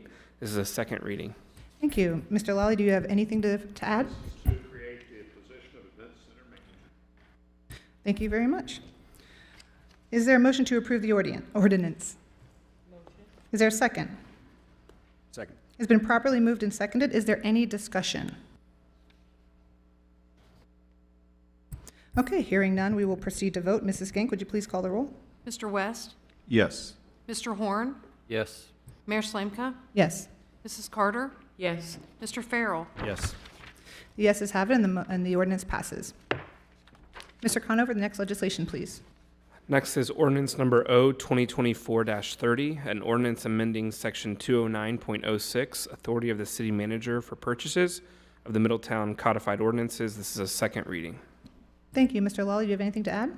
This legislation is to request to raise the maximum cost threshold from $25,000 to $100,000, which is $25,000 above the ORC statutory limit, but the fact that we are we can set that at $100,000. Thank you. Is there a motion to approve the ordinance? Motion. Is there a second? Second. It has been properly moved and seconded. Is there any discussion? You had, Mr. Lally, I'm so sorry, I don't see it on here that says 100,000. I just saw the 75. Well, I think the legislation has it at 100,000. The staff report probably wasn't updated to 100,000. Correct? Is that correct? I believe that to be the case, yep. Okay. I know that we looked at it and updated the legislation to reflect after the conversation, I think last week, to go from the 75 to 100, or last meeting. Okay. All right, thank you. Is there any further discussion? Hearing none, we will proceed to vote. Mrs. Skank, please call the roll. Mr. Horn? Yes. Mayor Slanka? Yes. Mr. Farrell? Yes. Mrs. Carter? Yes. Mr. West? Yes. The yeses have it, and the legislation passes. Mr. Conover, the next legislation, please. Next is resolution number R-2024-15, a resolution to make adjustments to appropriations for current expenses and other expenditures of the city of Middletown, counties of Butler and Warren, state of Ohio, for the period ending December 31, 2024. This is for the general fund, and it is a second reading. Thank you. Mr. Lally, do you have anything to add? Yes, this legislation would approve a supplemental appropriation related to the planned operation of the Senior Event Center for the remainder of 2024, using the fund, the general fund of the purposes of, I'm going to use the right word here, the unappropriated general fund for things such as salary, wages, workman's comp, group health insurance, Medicare, life insurance, travel, utilities, and mainly other professional services to cover the cost for operating the center till December 31st, 2024. And then we will come in 2025 with a budget going forward for the Middletown Event Center. Thank you. Is there a motion to approve the resolution? Motion. Is there a second? Second. It has been properly moved and seconded. Is there any discussion? I have a question. Are we creating an account specifically set up for the Senior and Event Center? No, not yet. We will look into that for 2025. This uses the current fund. I'm trying to think what the fund number is here. I don't see it listed, but funds 100 and accounts from 100, 408, 5110. And then we'll use for the payment other professional services 80,000. But if you look and total all those out, it totals 239,796. So we're appropriating those funds. Thank you. So what will happen with the person that's working there now? They will remain. Yeah. As- Antoinette, who's our administrative assistant, she will remain. Oh, okay. She's paid out of the personal services as an administrative assistant. All right, and just curious about the professional services, other professional services, because we have the salaries and wages for 61,000 for, that's for the rest of the year, and then the other professional services for 80,000. I was just curious what that entailed. Other professional services include things such as contracts, services that are provided for various needs of that particular department, what they may use it for contracts, for training services, for example, and anything that's not covered under a specific line item. Okay, very good. Is there any further discussion? Okay, hearing none, we will proceed to vote. Mrs. Gank, would you please call the roll? Mayor Slanka? Yes. Mr. Farrell? Yes. Mrs. Carter? Yes. Mr. West? Yes. Mr. Horn? Yes. The yeses have it, and the legislation passes. Mr. Conover, the next legislation item, please. Number 4 tonight is ordinance number O-2024-31, an ordinance establishing a procedure for and authorizing a contract between the city and Gary and Candace Page for the sale of city-owned property located on Howe Road at Madison Township, Ohio. This is a second reading. Thank you. Mr. Lawley, do you have anything to add? This is to authorize to sell the non-directional beacon land out in Madison Township for about 1.783 acres for $11,500. Thank you. Is there a motion to approve the ordinance? Motion. Thank you. Is there a second? Second. It has been properly moved and seconded. Is there any discussion? Hearing none, we will proceed to vote. Mrs. Gank, please call the roll. Mr. Farrell? Yes. Mrs. Carter? Yes. Mr. West? Yes. Mr. Horn? Yes. Mayor Slanka? Yes. The yeses have it, and the legislation passes. Mr. Conover, the next legislation item, please. Next is resolution number R-2024-16, a resolution authorizing a second amendment of a grant agreement with the Ohio Department of Transportation for a grant under the Urban Transit Program for state fiscal year 2022. This is a second reading. Thank you. Mr. Lawley, do you have anything to add? Council, this is to authorize the city manager to enter into a contract extension until October 31st, 2024 with the Ohio Department of Transportation and Urban Transit Program for the purchase of a small bus. Thank you. Is there a motion to approve the resolution? Motion. Is there a second? Second. It has been properly moved and seconded. Is there any discussion? And would this be the last attempt or the last extension? I hope. Okay, gotcha. There's no guarantee though. I mean, This is the extension that was recommended by ODOT. That Oh, okay. we should be able to get the bus, no problem, by the end of October. Fantastic. Thank you. Is there any further discussion? Hearing none, we will proceed to vote. Mrs. Gank, would you please call the roll? Mrs. Carter? Yes. Mr. West? Yes. Mr. Horn? Yes. Mayor Slanka? Yes. Mr. Farrell? Yes. The yeses have it, and the legislation passes. Mr. Conover, please read the next item. Item 6 tonight is ordinance number O-2024-33, an ordinance establishing a procedure for and authorizing a contract with Snyder Recreation Incorporated to build a shelter at Sherman Park and declaring an emergency. Thank you. Mr. Lawley, the staff report. yeah, the purpose of this item is to authorize the city manager to execute a contract with Snyder Recreation for the purchase of a new still shelter for Sherman Park in the amount of $55,808. And this is an emergency in order to get the shelter materials ordered and delivered as soon as possible so we can get it constructed and hopefully use it by Labor Day. Excellent. Thank you very much. Is there a motion to approve the ordinance? Motion. Thank you. Is there a second? Second. It has been properly moved and seconded. Is there any discussion? Yes. Make sure there's some grills. That's one thing I've told the park board. We got to get the grills out there. Yes. We'll get it there, and I'll be the cook for you. Wonderful. You heard it here on. Is there any further discussion?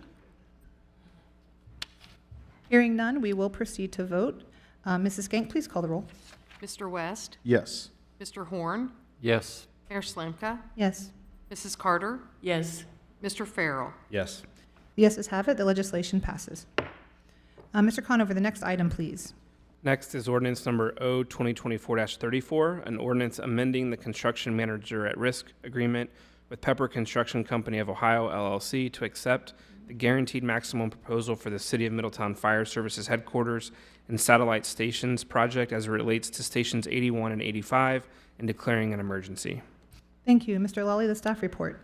So this request authorization to enter into an amended agreement with Pepper Construction and authorize the appropriate funds to complete fire station guaranteed maximum price construction as stated of stations 81 and 85. The latest a guaranteed maximum price is being proposed for the construction of station 81 and 85, which will be known as GMP 2, that covers the vertical building of stations 81 and 85. The total cost for this GMP is $9,868,896, and City Council, this is an emergency to stay on schedule and maintain commitments of subcontractors. Subcontractors' bids expire May 28th of 2024. Thank you. Is there a motion to approve the ordinance? Motion. Thank you. Is there a second? Second? It has been properly moved and seconded. Is there any discussion? Yes. So this is going to get us, this $9 million is going to keep us on schedule, or attempt to, is that correct? That is correct. In the contract documents, do we have liquidated damages for non-completion of schedule? So in the construction manager at risk agreement, the price they lay down here, as we lay out, the construction manager at risk would be responsible for staying within those realms unless there are some issues that were not accounted for during the process of due diligence and initial work. I understand that. I mean, within the contract documents, the drawings and the specifications of these drawings, or of these projects, my question is okay, we're saying, okay, we need this to stay on schedule. We have a schedule that had to be issued by Pepper Construction, who's the CM, and given out to the GCs and all the subcontractors, and they all get together, and they all have a meeting, and they all sign off and say, yes, we will try. And there are extenuating circumstances, weather, delivery of materials, and everything else. My question is within our contract documents, do we have liquidated damages? Because this is why it's important even in the public sector, is our fire chief has an expectation. Right. And the closer we get to that date, he has to start thinking about personnel, new equipment that has to be installed, and equipment that has to be delivered. So I don't have a problem with this. So the answer to your question is yes. Okay, and what is the daily liquidated damages price tag? Let me refer to Pepper to see if they have that. I don't have that off the top of our head. But we do have it, it is in place. It is in place, yes. Okay. Yes. That is all. Thank you. Thank you, Mr. Horn. I was just going to add the GMP, the guaranteed maximum price. It sounds like perhaps that might be something the public might think that, oh wait, isn't it already done? This is the second one. But I was just going to say maybe you can explain how GMPs work. It's just quickly. It's just like we have phases. So the first one was guaranteed. This is the second one. And we will have a third and there will be a fourth, correct? No. No, what we did in this case is we did GMP 1, which for all 4 fire station sites, we decided, hey, let's do it on economy of scale savings, and let's do all of the mass grading, underground utility work, pad prep, everything for all 4 simultaneously. Then what you saw is what we maybe originally called GMP 2, which was an amendment to the original GMP 1, which was the vertical construction of the first 2 fire stations. So the one way out on the east end by Atrium and the new fire HQ there on Yankee. And now tonight is the GMP package for the vertical construction of the final 2 fire stations. After tonight, unless things go really sideways, there should be no further GMP packages presented to you for your consideration. Wonderful, thank you. Is there any further discussion? Hearing none, we will proceed to vote. Ms. Gank, please call the roll. Mr. Horn, Yes. Mayor Slanka, Yes. Mr. Farrell, Yes. Mrs. Carter, Yes. Mr. West. Yes. The yeses have it, and the legislation passes. Mr. Conover, the next legislation item, please. Item 8 tonight is ordinance number O-2024-35, an ordinance establishing a procedure for and authorizing a contract with Yoakum Fireworks LLC and declaring an emergency. No action requested until June 4, 2024. Thank you. Mr. Lally, a staff report. Council, this is to request approval of a contract with Yoakum Fireworks for our July 3rd fireworks. The financial impact, the grand total of the fireworks this year will be $55,000, taken from the annual fireworks account.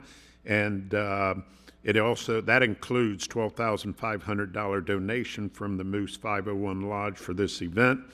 This is a second reading emergency due to the quickly approaching date of the event, so we can secure Yoakum Fireworks for the event. Thank you. As this is a second reading emergency, there is no action on this item today. Is there any discussion, however? I had a quick question. I asked about the dates because it did say there was an expiration on June 2nd for the contract, and this will be approved on June 4th if it goes through. Is that an issue? No, they've agreed to extend that contract. Fantastic. Thank you. Is there any further discussion? Okay. There's no action to be taken at this time, so Mr. Conover, the next legislation, please. Item 9 is ordinance number O-2024-36, an ordinance establishing a procedure for and authorizing an extension of the contract with NFP Corporate Services to be agent of record for healthcare services through July 31, 2025. This is a first reading. Thank you, Mr. Lally. The staff report, please. Nathan will cover this. Mayor, members of council, this is an annual item. We are under contract with NFP Corporate Services. They act as our health insurance program manager and broker, and assist our HR department and in my office with the management of our employee benefits program. They have been our provider for several years. They have a good working relationship with our healthcare committee and with senior management, and they have requested the ability to exercise a final one-year extension on their existing contract, which would set us up then next year, as we typically do on a periodic basis. We would RFP these services to the vendor community. But right here is based on recommendation of the healthcare committee and staff. The recommendation is to exercise this final one-year extension of the existing agreement. The agreement locks in their management fee, which has not changed in several years. Thank you. As this is a first reading, there is no action on this item today. Is there any discussion? Okay, hearing none, we will go ahead and continue with the last item of legislation, please. The final item tonight is resolution number R-2024-17, a resolution to make adjustments to appropriations for current expenses and other expenditures of the City of Middletown, Counties of Butler and Warren, State of Ohio, for the period ending December 31, 2024, and declaring an emergency. This is for the general fund. Thank you. Mr. Lally, the staff report, please. Council, this is to request a supplemental appropriation from the general fund to pay for the interest payments due for the fire facilities bond that were Series 2023 bonds. The bonds that totaled $10,400,000. The interest on this is $481,000. That's what we are seeking payment on. This is a first reading emergency as requested so that the bonds can be paid by the due date of June 3rd, 2024. Thank you. Is there a motion to approve the resolution? Motion. Is there a second? Second. It has been properly moved and seconded. Is there any discussion? Hearing none, we will proceed to vote. Mrs. Gank, please call the roll. Mayor Slanka? Yes. Mr. Farrell? Mrs. Carter? Yes. Mr. West? Yes. Mr. Horn? Yes. The yeses have it, and the legislation passes. Thank you, and this concludes the legislation for the evening. The next item on our agenda is unfinished business.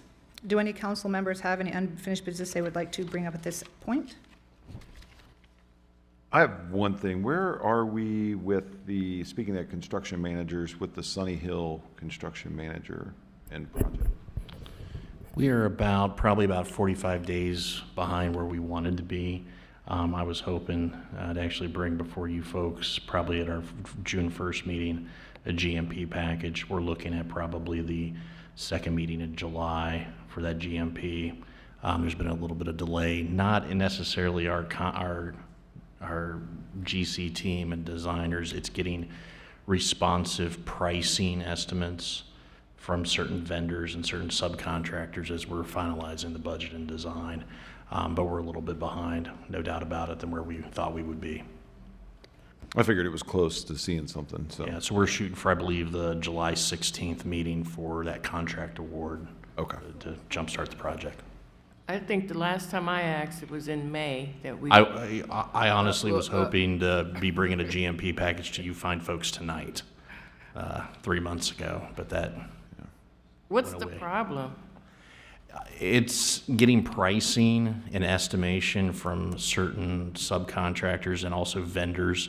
So the biggest issue so far has been on the metal superstructure design cost on the steel, but also on top of that has been the MEP package, getting accurate HVAC, electrical, and most notoriously plumbing estimates back, and also getting specifications from certain design subcontractors of Branstad Carroll. So Branstad Carroll may be an architect firm, but they sub out maybe the intricacies of HVAC, design in terms of loading and air circulation and the like, and that has just been dragging on.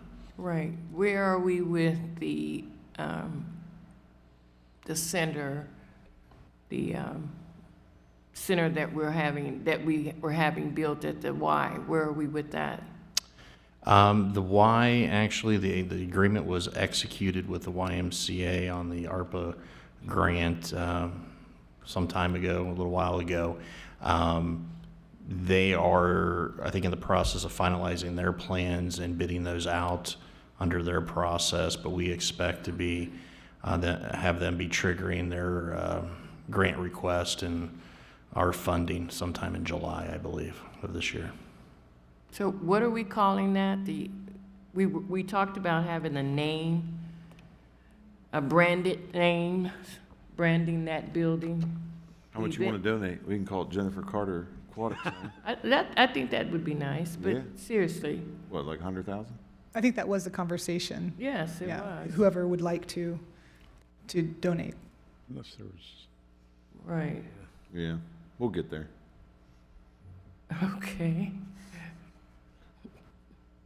Right, is there any further unfinished business? Hearing none, we'll move on to the next agenda item, new business. Do any council members have any new business? Just wanted to announce again the town hall on violence in Middletown for this coming Tuesday, a week from today, on May 28th at 5:30 p.m. in these chambers. City manager is welcoming members of our community to come and give their thoughts and ideas. Is there any further new business? Hearing none, we'll move on to the next agenda item, which is executive session. Do I hear a motion to move to executive session under the authority of ORC 121.22G2 to consider the purchase of property for public purposes or for the sale of property at competitive bidding if premature disclosure of information would give an unfair competitive or bargaining advantage, and under the authority of ORC 121.22G4, preparing for conducting or reviewing negotiations or bargaining sessions with public employees concerning their compensation or other terms and conditions of their employment. Motion. Thank you. Is there a second? Second. Thank you. Ms. Gank, please call the roll. Mr. Farrell? Yes. Mrs. Carter? Yes. Mr. West? Yes. Mr. Horn? Yes. Mayor Slamka? Yes. The ayes have it, and the motion passes. Council will now move to executive session. We will be returning to open session to adjourn the meeting.